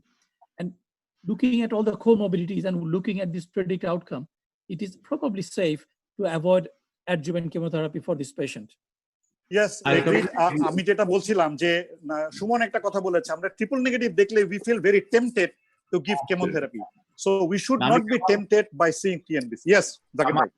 আমি একটা খালি add করি যে আসলে এটা কিন্তু খুব অসুবিধা হয় বাংলাদেশে, স্পেশালি একটা প্রফেসরের মেয়ে, তারপরে এরকম সার্জারি, এবং তারা চাপ দিতে থাকে। I completely understand. এই জন্যই আই অ্যাপ্রিশিয়েট ইউর ইনিশিয়েটিভ। এই যে আমরা কথা বলছি, এই যে আমরা একটা কনসেনসাস তৈরি করার চেষ্টা করছি, এইটাকে যদি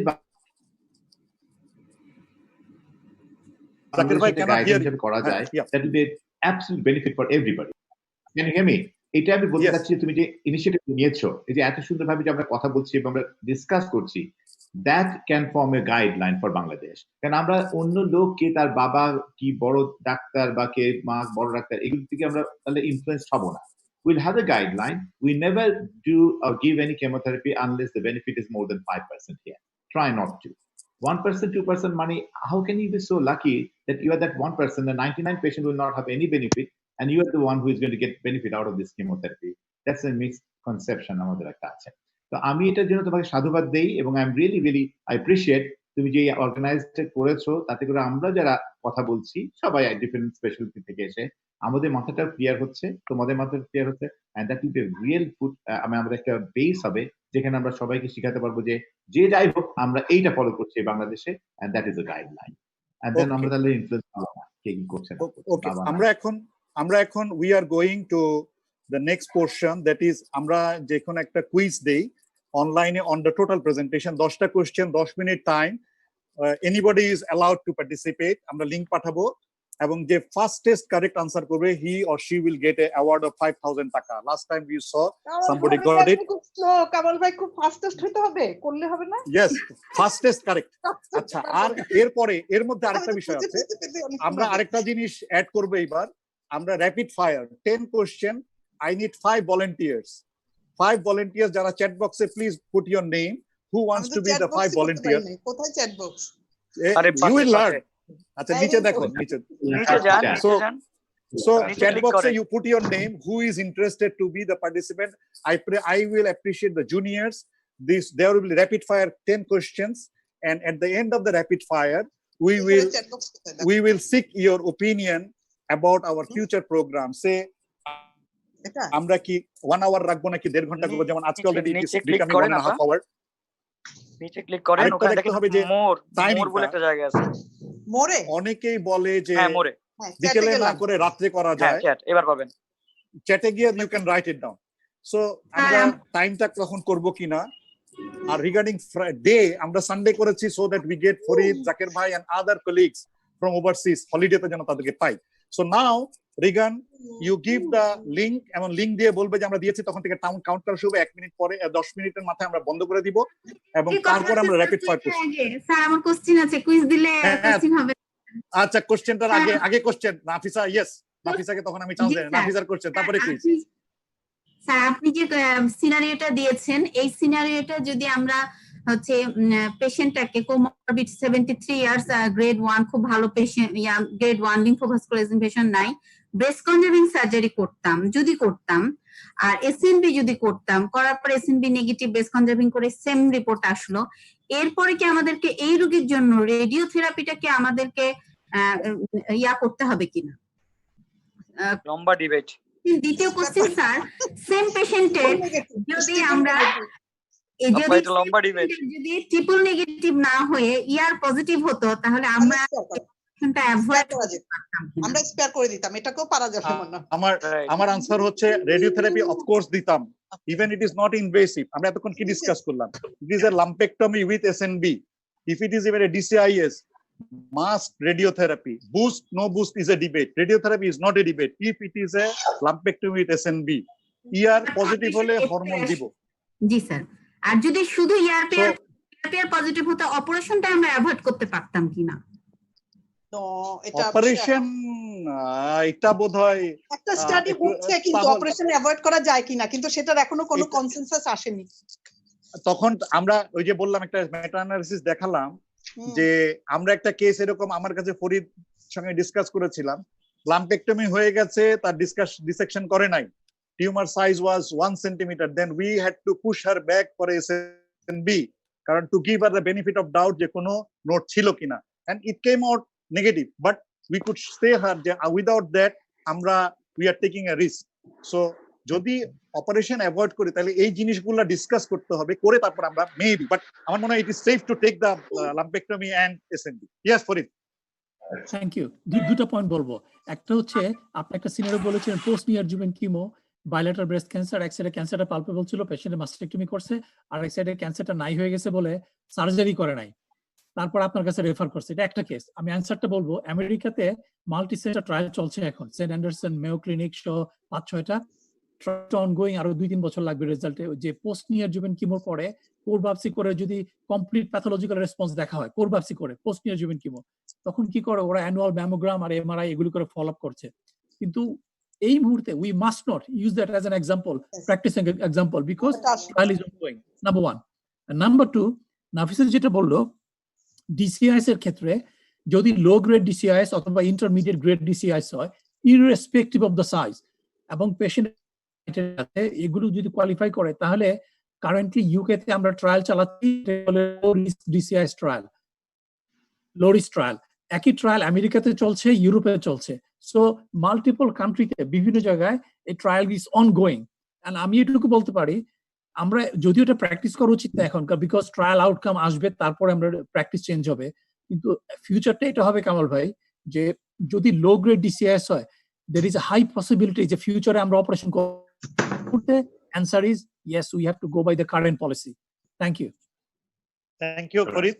So, Regan, আমার মনে হয় we can put the link খুব দ্রুত, আর যারা পার্টিসিপেট করবে, আর আমরা 5 জন পার্টিসিপেট, আমরা ভলান্টিয়ার চাইছি, আমরা একটা নাম পাইছি শুধু, 1 2 দুইটা নাম পাইছি, 4 জন আসছে স্যার, 4 জন।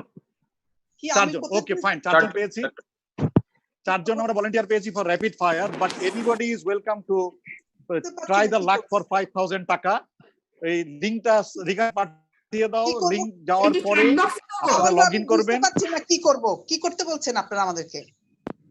আচ্ছা, ফার্স্ট একটা চ্যাট বক্সে লিংক পাঠানো হবে। এই লিংকটা কি এটা ডামি নাকি রিয়েলটা রিগান? Real final link. এটাতে লিংক করলে কতগুলো কোশ্চেন আসবে, কোশ্চেনে এমসিকিউ আনসার করবে। কুইক লিংকটা ওপেন করো, তুমি চ্যাট বক্সে লিংকে ক্লিক করো।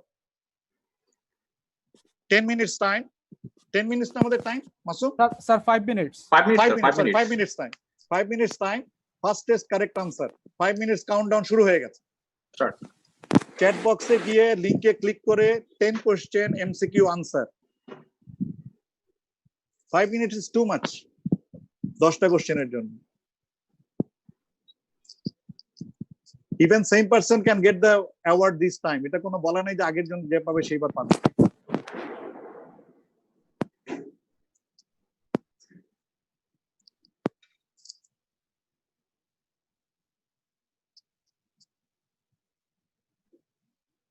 $5,000 টাকা রিওয়ার্ড।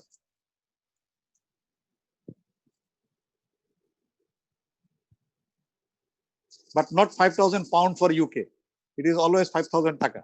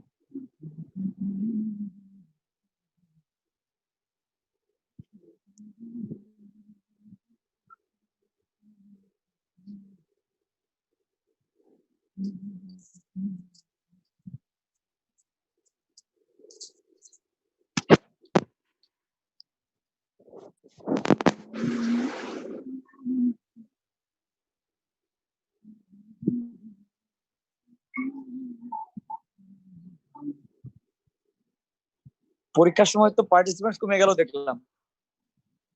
হ্যাঁ, না আগে পরীক্ষার আগেই পার্টিসিপেন্টস কমছে, 40 হয়েছে আগে। 51 থেকে 40 হয়ে গেছে দেখতেছি। হ্যাঁ, মানে পরীক্ষার ভয়ে। অথবা বিগার কুইজ কোথাও আছে, বিগার প্রাইজ। নকল আগে জানলে তো কি নকল টকল নিয়ে বসতাম সুমন। না না, পরীক্ষার কারণ আমি বাই দিস টাইম আমার একটা প্র্যাকটিক্যাল এক্সপেরিয়েন্স শেয়ার করি যদি সম্ভব হয় আলোচনা করেন। হ্যাঁ, সেটা হচ্ছে হিস্টোপ্যাথোলজি রিপোর্ট ডিসিআইএস, মানে simple mastectomy with axillary dissection করা। হিস্টোপ্যাথোলজি রিপোর্ট রেপুটেড প্যাথোলজিস্ট আমাদের বাংলাদেশের। ডিসিআইএস এক্সিলাতে লিম্ফ নোড 2টা পজিটিভ। আমি স্যার রিপোর্ট নিয়ে স্যারের সাথে কথা বললাম, স্যার আবার রিপোর্ট রিভিউ করলো, বললো সুমন হিস্টোপ্যাথোলজি রিপোর্ট ব্রেস্টেল লেশন ডিসিআইএস। আমি বললাম স্যার ইন জেনারেল ডিসিআইএস এ তো লিম্ফ নোড মেটাস্টাসিস হয় না। ও সে লিম্ফ নোড আমি তো পাচ্ছি। এই হচ্ছে ব্যাখ্যা, এটার এক্সপ্লেনেশন কি? জাকির ভাই বা ফরিদ কেউ কমেন্ট করবে নাকি এটার উপরে? হ্যাঁ, শুনতে পাচ্ছ আমার কথা? হ্যাঁ, শুনতে পাচ্ছি, বলেন। আর ওই স্যার বলছে আমি পাচ্ছি, মানে কি পালপেবল হিসাবে পাচ্ছেন, তাই তো? উনি তো হিস্টোলজি নোডে পেয়েছেন, নোড হিস্টোলজিতে পেয়েছে পজিটিভ, দুইটা নোড পজিটিভ। ও আচ্ছা, তার মানে উনার কি লাম্পেক্টমি হয়েছে পেশেন্টটা? না, মাস্টেক্টমি। মাস্টেক্টমি হওয়ার পর আর কোথাও কোনো ইনভেসিভ ক্যান্সার পাইনি? না, এবং এটা রিভিউ করাইছি আমি, তারপরে উনি বলতেছে এটা ডিসিআইএস, আবার এক্সিলাতে লিম্ফ নোড পজিটিভ। না না, তার মানে ডেফিনেটলি সাম ইনভেসিভ কম্পোনেন্ট আছে। মিস করেছে। আমরা অনেক সময় দেখা গেছে যে পালপেবল লাম্পটার কথা বলছে, that was DCIS, but there must be something somewhere invasive component একটা থাকতেই হবে কোনো এক জায়গায়, না মেটাস্টেসিস হবে না বাই থিওরি। তো যার জন্য অনেক সময় হয় কি আমাদের দেশে বা এখানেও কোয়াড্রেন্ট করে ভাগ করে তারপরে তার স্লাইড বানায়। পুরা ব্রেস্টটাতে কখনোই এক্সামিন করা হয় না, সারা পৃথিবীর কোথাতেও করা হয় না। তো সাসেপ্টেবল পার্ট গুলিতে তারা চেষ্টা করে যে দেখতে। তো যখন এই ধরনের রেজাল্ট পাওয়া যায়, it means there was some sort of invasive cancer, এখন আমাকে ইনভেসিভ ক্যান্সার উপর ট্রিট করতে হবে। Problem is how big was the cancer. তুমি তো ম্যাস্টেক্টমি করে ফেলেছো, এখন ম্যাস্টেক্টমি করার পর যদি লিম্ফ নোড পজিটিভ থাকে, নেক্সট স্টেপ হবে আমাদের স্টেজিং করা, জাস্ট দেখা যে আর কোথাও এটা ছড়িয়েছে কিনা। ওকে, এন্ড দেন এক্সিলারি দরকার আছে। Thank you. Thank you.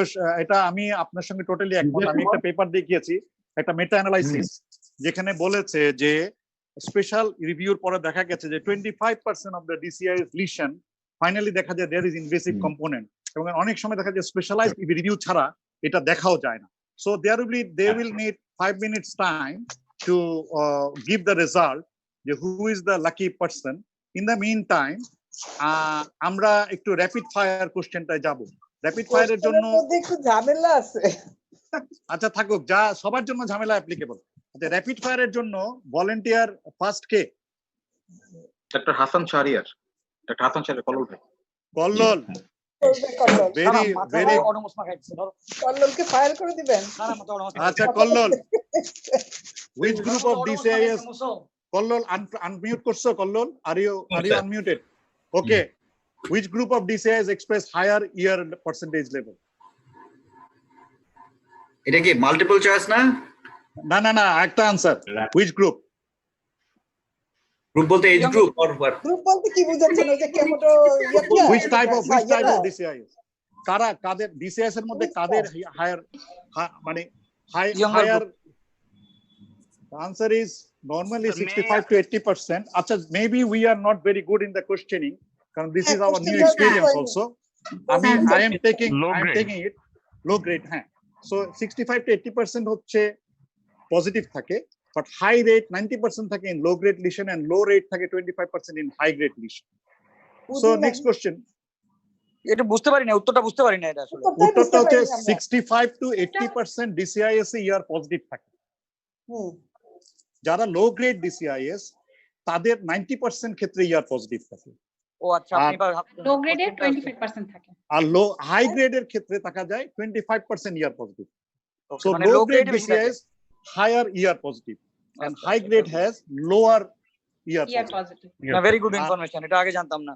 আরেকটা ইনফরমেশন হচ্ছে there is no need of PR in DCIS, কারণ NSCBP B34 স্টাডিতে দেখা গেছে PR doesn't play a significant role in the, হ্যাঁ, কারণ হচ্ছে ওটাতে দেখা গেছে যে PR এর কন্ট্রিবিউশনটা very insignificant. So next question, what percent of DCIS convert to invasive lesion? Kallol 20% মানে 15 to 50%. Correct, 15 to 50%. Next volunteer. Altaf Hussain Riyad. Altaf Hussain Riyad. Dr. Altaf Hussain Riyad. Unmute Altaf Hussain Riyad. It is fun. Yes, it is just fun. Yes, sir. Okay. Okay, Altaf Hussain Riyad. What is superior in DCIS, mastectomy or BCS? Sir, none is superior. It's upon patient choice. Very good. No randomized control tried to compare mastectomy and BCS. Disease control in mastectomy is 100% and cancer-specific mortality is less than 4%. In case of BCS plus radiotherapy, 5-year post-specific survival is 100% and local control is 85 to 95%. So that is the reason why both is equal. So next question, is there any need of axillary node dissection in DCIS? No. Yes or no? No, sir. No. Yes, the answer is no. Only SNB is enough. Meta-analysis shows that. Why? Because 25% of the DCIS lesion possess invasive component. So next volunteer, Masum. Maybe Riyad can take another question. আমাদের চারজন volunteer. Riyad take another question. Yes, sir. আমি তো Which নাম trial? দিয়েছিলাম, আমার নাম কই? Yes, sir. I'm okay, sir. Which trial justified the use of tamoxifen in ER-positive DCIS? NSABP 24. Very good. Yes, NSABP 24 and UKCCR trial. Both the trial has justified the use of tamoxifen in ER-positive. Next volunteer, Masum. Who is the next volunteer? Dr. Ali Nafisa. Nafisa. Big trial. Which trial justified the use of PORT, post-operative radiotherapy in DCIS? এটা তোমার জন্য একটু different, আমাদের জন্য। Okay, let us try. B17 মনে হয় NSCB 17 B17 17 UKK CCR SUID DCIS and URTC 10853. Okay. Next question. What is the benefit of PORT in DCIS, Nafisa? PORT means post-operative radiotherapy. এটা দিয়ে আমরা কি বেনিফিট বলবো? রোগীকে দিলে কি লাভ হবে? We can avoid control the local recurrence. Yes, 50%. 50% reduction of local recurrence, but no overall survival benefit. Yes, sir.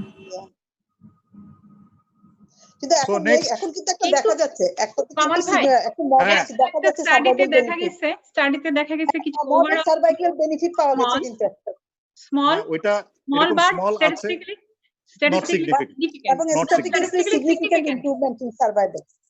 ওটা যেটা ট্রায়ালটা বলছেন আপা, এখন পর্যন্ত মেজর ল্যান্ডমার্ক ট্রায়ালে বলছে যে ইট ইজ লোকাল রিকারেন্স আর things are going on, nothing is absolute. আমরা আজকে যে ডিসকাশন গুলো করেছি সেখানে এটা ডিসকাস করি নাই, সেই কোশ্চেন গুলো করা হয় রিক্যাপিচুলেশনের জন্য। আমরা যা ডিসকাস করেছি তারা বলেছে লোকাল রিকারেন্সটা করা হয়। হ্যাঁ, ভাই একটু আমার স্লাইডে আমি একটু বলেছি যে হাই রিস্ক যেগুলো পেশেন্ট আছে তারা যদি লোকাল হোল বেসড রেডিওথেরাপি দেয় আফটার লাম্পেক্টমি, ওভারঅল সার্ভাইভাল আছে কিছুটা। এটা বলা হয়েছে যে স্মল বাট স্ট্যাটিস্টিক্যালি সিগনিফিকেন্ট, একটা স্টাডিতে দেখিয়েছে যে।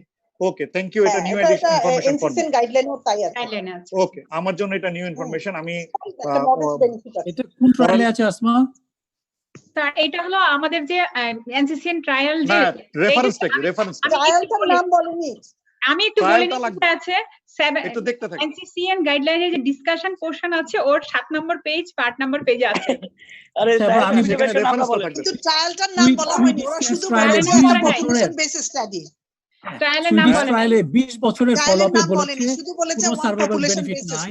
তারপরে ইংল্যান্ডের স্লোন ইউকেসিসিআর, এটা তো এরা সবাই অসংখ্য ট্রায়ালে যেটা হাজার হাজার। ওকে, আমরা মনে হয় আমরা নেক্সট ডেতে we will try to bring the study. আমরা নেক্সট ট্রাইতে এটা চেষ্টা করব। ওকে, এনিবডি ভলান্টিয়ার? আর কেউ আছে এখন আমাদের আর বাকি? Doctor Suriyana, which trial is looking for the role of trastuzumab in DCIS? আমি ট্রায়ালের নাম বলছি কারণ we said that is evidence based, so বললে হবে না, we need to give the reference. We need to give the reference. Sometimes we are supposed to know the details of the trial. NSABP trial, what is the number? 43. Yes, 43 sir. NSABP 43 তারা করছে কি HER2 positive পেশেন্টকে 2 dose of trastuzumab 3 weekly along with whole based radiotherapy or only whole based radiotherapy দিয়ে তারা দেখার চেষ্টা করছে। The result is pending. So which trial results extrapolated for the boost RT in DCIS? Pharmaceutical funded. কি বলে সুরিয়ানা, which trial result extrapolated for boost RT in DCIS? এটা আমার presentation আমি বলেছি। দুইটা ট্রায়ালের রেজাল্ট এক্সট্রাপোলেট করা হয়েছে, দুইটা landmark trial for boost in whole breast in lumpectomy cases on breast cancer, that is EORTC trial and রিওল ট্রায়াল। এই দুইটা বলতে না পারলে রেডিওথেরাপিতে পাস করা ডিফিকাল্ট হয়। এই দুইটা ট্রায়ালের রেজাল্টকে আমরা ইউজ করেছি to justify it in even in DCIS যদি আমরা দিই। Which trial reference used to avoid RT in low risk DCIS? যেটা আসমা বাবা বলেছে লো রিস্কে নাও দেওয়া যেতে পারে, এখানে কোন ট্রায়াল এটা বলেছে? আমরা বুঝছি যে এই ব্যাপারে আমরা খুব সিরিয়াস না। ইকক 5194 and RTOG 9804 এই দুইটা ট্রায়ালে বলেছে যে তারা দেখিয়েছে যে লো রিস্ক গ্রুপে সিগনিফিক্যান্ট বেনিফিট পাওয়া যায় না, সো উই ক্যান অ্যাভয়েড ইট। আমি আবারও বলছি যে আমরা এনসিসিএন গাইডলাইনটা পড়ি, এখানে অ্যারো দেওয়া থাকে, সেই অ্যারোটা পড়ি, তারপরে অ্যারোর পরে ডিসকাশন করতে যাই, ডিসকাশনের মধ্যে রেফারেন্স থেকে সেই রেফারেন্সটা পড়ি, রেফারেন্স পড়ে সেই ট্রায়ালটা পড়তে হবে, then only we know the whole information. এটাই হচ্ছে আমাদের এ পর্যন্ত তারপরে আমরা বলবো যে আমাদের র্যাপিড ফায়ার পোর্শন শেষ। নেক্সট হচ্ছে নেক্সট সেশন আমাদের হচ্ছে নেক্সট উইকে যেটা হবে সেটাতে টপিকস হচ্ছে NACT in breast cancer, option or necessity. Speaker হচ্ছে ডক্টর মুস্তফা আজিজ সুমন। আমি জানি না সুমন নিজে জানি কিনা, but he is the speaker. আর ওভারসিজ গেস্ট হচ্ছে doctor M Zakirullah and SK Farid Ahmed. It will be on same Sunday. And there's a question mark. We are trying to get another medical oncologist, very senior medical oncologist from overseas. We are waiting for the confirmation. Jodi amra pai, he or she will be connecting with us. আর আমরা এটা নিয়ে already discuss করছি, কিছু opinion আমরা চাচ্ছি। Yeah, why not? No problem. It will be nice. যদি একটু ওই যে নাভুনা ম্যাডাম জাকিরুল্লাহ স্যারের ফ্রেন্ড আছেন, ওরা তো অস্ট্রেলিয়াতে থাকে, অস্ট্রেলিয়াতে টাইম ফ্রেমটা প্রবলেম। আমাদের আমরা যেটা জানতে চাই এই প্রোগ্রামটা আমরা উইকলি করব, আমরা কি উইকলি করব না উইকলি করব, 1 আওয়ার না 90 মিনিটস, আমরা আফটারনুনের আগে নাইটে যাব। আর আমরা সবচেয়ে ইম্পর্টেন্ট হচ্ছে আমরা জানতে চাই যে this is not A class, what is the burning need. আমরা কোন জায়গাটা নাম ডিসিআইএস কেন আমি নিয়ে এসেছি, আমার মনে হয় বাংলাদেশে ডিসিআইএসটা খুব বিগ প্র্যাকটিস হয় না, তাই কেউ ওভার ট্রিটমেন্ট করে, কেউ আন্ডার ট্রিটমেন্ট করি। কিন্তু আমি যখন বাইরে ট্রেনিং এ গেছি দেখছি it's a very popular thing, কারণ তারা যেহেতু স্ক্রিনিং করে, DCIS is very popular. All screening diagnosis আসলে বেশি, ডিসিআইসি বেশি না, বাট তারা এটার জন্য সেজন্য they are very focused on DCIS. But আমরা যখন পেয়ে যাই তখন আমরা স্ট্রাগল করতে থাকি, আমরা কি করব, সার্জারি করব না, রেডিওথেরাপি দিব না, হরমোন দিব না। So that's why I brought this issue, and I am sure that আজকের ডিসকাশনে আমাদের অনেক মানে হয়েছে, মানে আমরা অনেক কিছু ক্লিয়ার হয়েছে। So thank you. এখন আমার মনে হয় আমাদের রেজাল্ট চলে এসছে, আমরা এখন করব, আমরা রেজাল্টে যাব। আর ইন দ্য মিন টাইম আমরা, আমার মনে হয় মাসুম, রেজাল্ট কি ready? Sir ready sir. So can you tell me the name? Sure. আমি একটু ডিটেইলে যাই। আজকে আমাদের এই কুইজ সেশনে পার্টিসিপেট করেছেন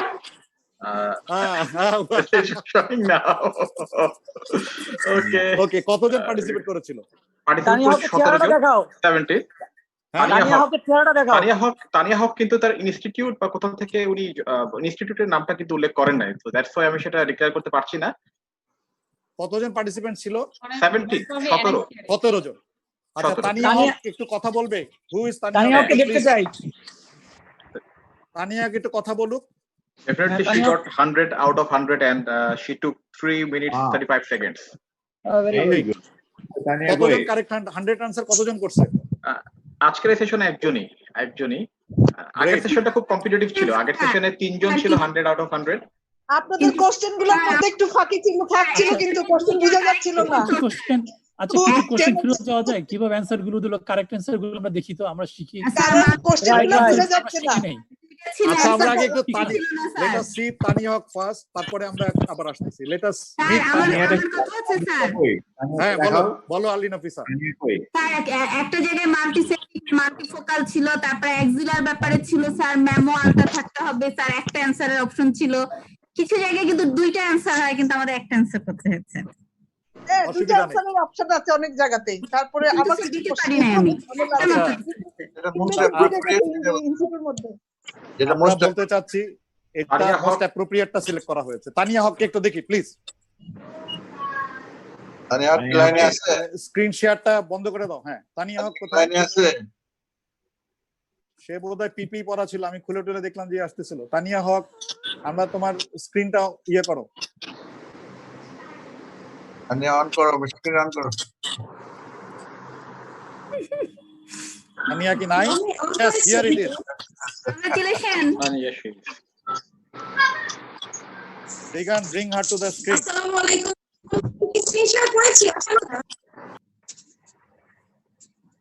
তানিয়া কোন ইনস্টিটিউট তুমি? NICRH। আমার ট্রেনিং। ওকে, গুড। কামাল ভাই, আসসালামু আলাইকুম। কামাল ভাই শুনতে পাইছেন? ও কিন্তু আমার training. So the best defeat in the world is to be defeated by the student. Yeah, congratulations. Thank you very much. Sir আমাদের শেয়ার করেন আমরা একটু শিখি। হ্যাঁ কোনটা কোশ্চেন গুলো আমি পুরো উত্তর পারতাম না আমি হেল্প করতাম রাইট অ্যানসার গুলো দেখেন আমাদের তাহলে 100% বিরাট ব্যাপার থ্যাংক ইউ পরে কোশ্চেন গুলা is in the link we will share আমরা এখন আর ডিসকাস করব না কারণ there may be some debate about the answers and other things so আমার মনে হয় it is already for 2 hours instead of 1 hour we have gone for 2 hours আমার মনে হয় we should be I mean particular about time কারণ আমরা যদি lengthy করি তাহলে we cannot keep the people 52 became 35 I don't want to make it 5 so if I am allowed I request আমাদের scientific partner Sanofi only 30 seconds to say vote of thanks and we want to conclude. Thank you, sir. Thank you, sir, for giving the opportunity to provide vote of thanks. It's a great privilege for me. All of we know Oncology Club is a learning platform in oncology era of Bangladesh and always take initiatives as per situation for knowledge dissemination. I must say, very interactive, lively, enriched session, which actually not possible in face-to-face in smoother way. We always discuss about curse of COVID, but it's a blessing of COVID that brings all of us in one platform without any hassle in cost-effective, smoother way. Sanofi highly acknowledge the initiatives and feel honored to be part of this program as a scientific partner. Dear Honorable Chairperson, respected overseas guests, faculties, respected moderators and speakers and other distinguished doctors and healthcare professionals, greetings from Sanofi, Bangladesh. I would like to express our profound gratitude to our Honorable Professor Muhammad Abdul Hai sir, President of Oncology Club and the legend oncologist of Bangladesh for his presence in this seminar. Thank you, sir, for being with us today and for your valuable message. Heartiest thanks to Dr. Asma Siddiqua, Assistant Professor of National Institute of Cancer and Research Hospital, for her nice and elaborated presentation on imaging invasive breast cancer, which is very relevant and informative topic and well discussed in this session. Thanks to Dr. Asma Siddiqua for give a clear picture and summarize all the relevant aspects. Heartiest gratitude to Dr. Muhammad Jakirullah sir, Consultant Oncoplastic Breast and General Surgeon, Whips Cross Medical University Hospital, and SK Rejaul Farid Ahmed, Oncoplastic Breast Surgeon of Wincom General Hospital, for their gracious presence. I must mention our deep sense of appreciation for their sparked opinion.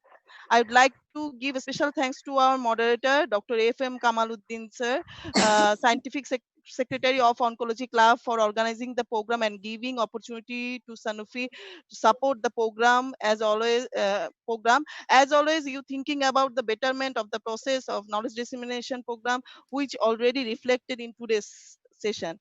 Thanks a lot, sir. Special thanks to Dr. Shaida Akhtar Lima, Mustafa Aziz Shumon sir. Sorry, Alam Shaiza Alam Lima, Mustafa Aziz Shumon, Dr. Ali Nafisa, and Dr. Hassan Shariar Kollol for their valuable interaction and enrich the program by sharing their experience. On behalf of Sanofi, I would like to give a special thanks to all participants for took out their valuable time from current busy schedule. We highly acknowledge your support and contribution towards the society. Thanks to Dr. Masudul Haq for coordination the quiz program. Heartiest congratulations to winners, Dr. Tania Haq. Thanks to my colleague Shahadat Hossein Rigan for his support to organizing the program. With all of your support, we will continue this program in future. Till then, stay safe, stay healthy. Thank you for patience hearing. Thanks to all. Thank you, Lucky. Sir, if you allow, we can finish it here. So thank you everybody again. So many thanks. But what I want to say, this is not a teaching platform. This is a education platform. We all learn from each other. We are here to learn, not to teach. Because in oncology, there is nothing right and nothing wrong. We need to give a judicious decision with a logic and evidence, not only belief. And what we are trying, that let us try to give the reference that this reference is in favor of my decision, not this book, not this guideline. Yes, that is correct, but we need to give the reference. NSABP 43. We should start talking like this. Then we will be understanding the language of the overseas people. Otherwise, when they will talk, it will be Greek to us. So আমাদের এই প্র্যাকটিসটা একটু শুরু করার জন্যই আমরা এই জিনিসগুলো করেছি। আমি আমার যে প্রেজেন্টেশনটা বানিয়েছি আসমা পার পরে, এটা জরুরি ছিল না, জাস্ট আমি ডিটেইলস গুলো আনার জন্য, যাতে একটু আমরা এইভাবে ওরিয়েন্টেড হই। আর আরেকটা হচ্ছে, তোমরা যারা জুনিয়র আছো, ইভেন মিড লেভেলেরও বলবো, যার যা প্রয়োজন মনে করি, আমরা মনে করি এই জায়গাটা আমাদের উইকনেস, ওই জায়গাটা আমাদেরকে যদি মেইল পাঠানো হয় বা আমাদের ফিডব্যাকে দেওয়া হয়, আমরা ওইটাই ডিসকাস করবো, নট নেসেসারিলি এর পরে কোন chapter. There is no chapter. আমরা এনএসিটিটা কেন বলছি, কারণ এনএসিটির রোলটা এখন গ্লোবালি অনেক চেঞ্জ হয়ে গেছে। আমরা সেই থটে আছি, স্যান্ডউইচ টেকনিক, আমরা সেই থটে আছি, আগে আর পরে দিলে সার্ভাইরাল কোনো ডিফারেন্স নাই, কিন্তু এখন সেই জামানা চেঞ্জ হয়ে গেছে। Everyday things are changing. তো সেটার সঙ্গে থাকার জন্য আমার মনে হয়েছে এবার অ্যাসকো তো এনএসিটি নিয়ে অনেক নতুন নতুন ইনফরমেশন এসছে। তো আমার মনে হয়েছে যে রেডিওলজি হলো, এবার একটু সার্জারি হলো, এরপরে আমরা একটু কেমোথেরাপি নিয়ে কথা বলি, পরে আমরা রেডিওথেরাপি হয়তো নোডাল রেডিয়েশন নিয়ে আবার কথা বলি। আর we are so grateful to Sanofi that they already said তারা total 10 programs, already 2 gone. They will be supporting and hopefully they will be doing more. But believe me, we are going to continue it because the response is really amazing. আমি কল্পনা করি নাই আজকে 50+ participation হবে এবং 2 ঘন্টা পর্যন্ত 30-35 জন লোক থাকবে। আমাদের 1 ঘন্টার প্রোগ্রাম, আমরা এরপরে 1.5 ঘন্টা ডিজাইন করব, কারণ আমার মনে হয় 1 ঘন্টা ইজ নট এনাফ। আর আমরা চাইবো জুনিয়ররা আরো পার্টিসিপেট করুক। এবার it was very good to see Kallol, Suman, Ali Nafisa, Lima participating. I appreciate, but আমি চাই more Suman, I need more Lima, কারণ 10 years ব্যাক সুমন যে জায়গায় ছিল আজকে তোমরা সেখানে আছো। So he became a faculty, so you should become a faculty. This is a platform to create faculty. আমরা 10 বছর আগে যারা স্টুডেন্ট ছিল তারা আজকে ফ্যাকাল্টি হয়েছে। সেই আসমা আপা, সুমন, একসময় আমরা একসঙ্গে ক্লাস করতাম, আজকে they are the faculty. So we are looking at যে তোমরা পাস করে you became a faculty in this platform. সেদিন আমরা কেউ প্রেজেন্ট থাকবো, কেউ থাকবো না, but this endeavour should go on. So again we are telling it is not a teaching platform, it is educational platform. এখানে আমাদের অনকোলজি ক্লাবের সেই বেসিক কনসেপ্ট করিম স্যার যেটা বললেন, লেট আস টক, আমরা নিজেরা কথা বলি। আমরা কথা বললে যে দেখো সব কথাটা ফরিদের সঙ্গে জাকির ভাই একমত নাও হতে পারে, তার মানে কি কেউ ভুল? নো। যার যার নিজস্ব লজিক দিয়ে, scientific logic, not logic, scientific logic দিয়ে যদি আমি জাস্টিফাই করি, that is correct. Now the patient is the person to take a decision from the MDT. MDT সবাই একমত হওয়াটা ইজ নট আইডিয়াল। আইডিয়াল হচ্ছে এমডিটি তে মাল্টিপল অপশন আসতে পারে, patient will listen and it is patient centric MDT. So this is what I want to say. আমার বদনাম আছে, কথা বলা শুরু করলে থামি না। So let us stop it here. Thanks to all, thanks to everybody. Sir আপনাকে অসম্ভব ধন্যবাদ, আপনি উপস্থিত থাকলে স্যার আমরা অনেক ভালো ফিল করি। তো আমরা আশা করি আমরা নেক্সট টিউসডে সানডেতে আবার এই 3টার সময় মিট করব, এনএসিটি নিয়ে ডিসকাস করব, এবং আমরা সবাইকে আরো বেটার পার্টিসিপেশন চাইবো, আরো অ্যাক্টিভ পার্টিসিপেশন চাইবো। আর ইন দ্য মিন টাইম আমরা সবাইকে ফিডব্যাক ফর্ম পাঠাবো। প্লিজ আপনারা আপনাদের কমেন্টস দিবেন। আপনাদের কমেন্টস এর উপরে আমরা প্রোগ্রামকে আরো এনরিচ করব। কোন অংশ বাদ দিব, কোন অংশ অ্যাড করব, কোন অংশ ইমপ্রুভ করব। Thank you very much. আল্লাহ হাফেজ। সবাই স্টে সেফ, ভালো থাকবে, সুস্থ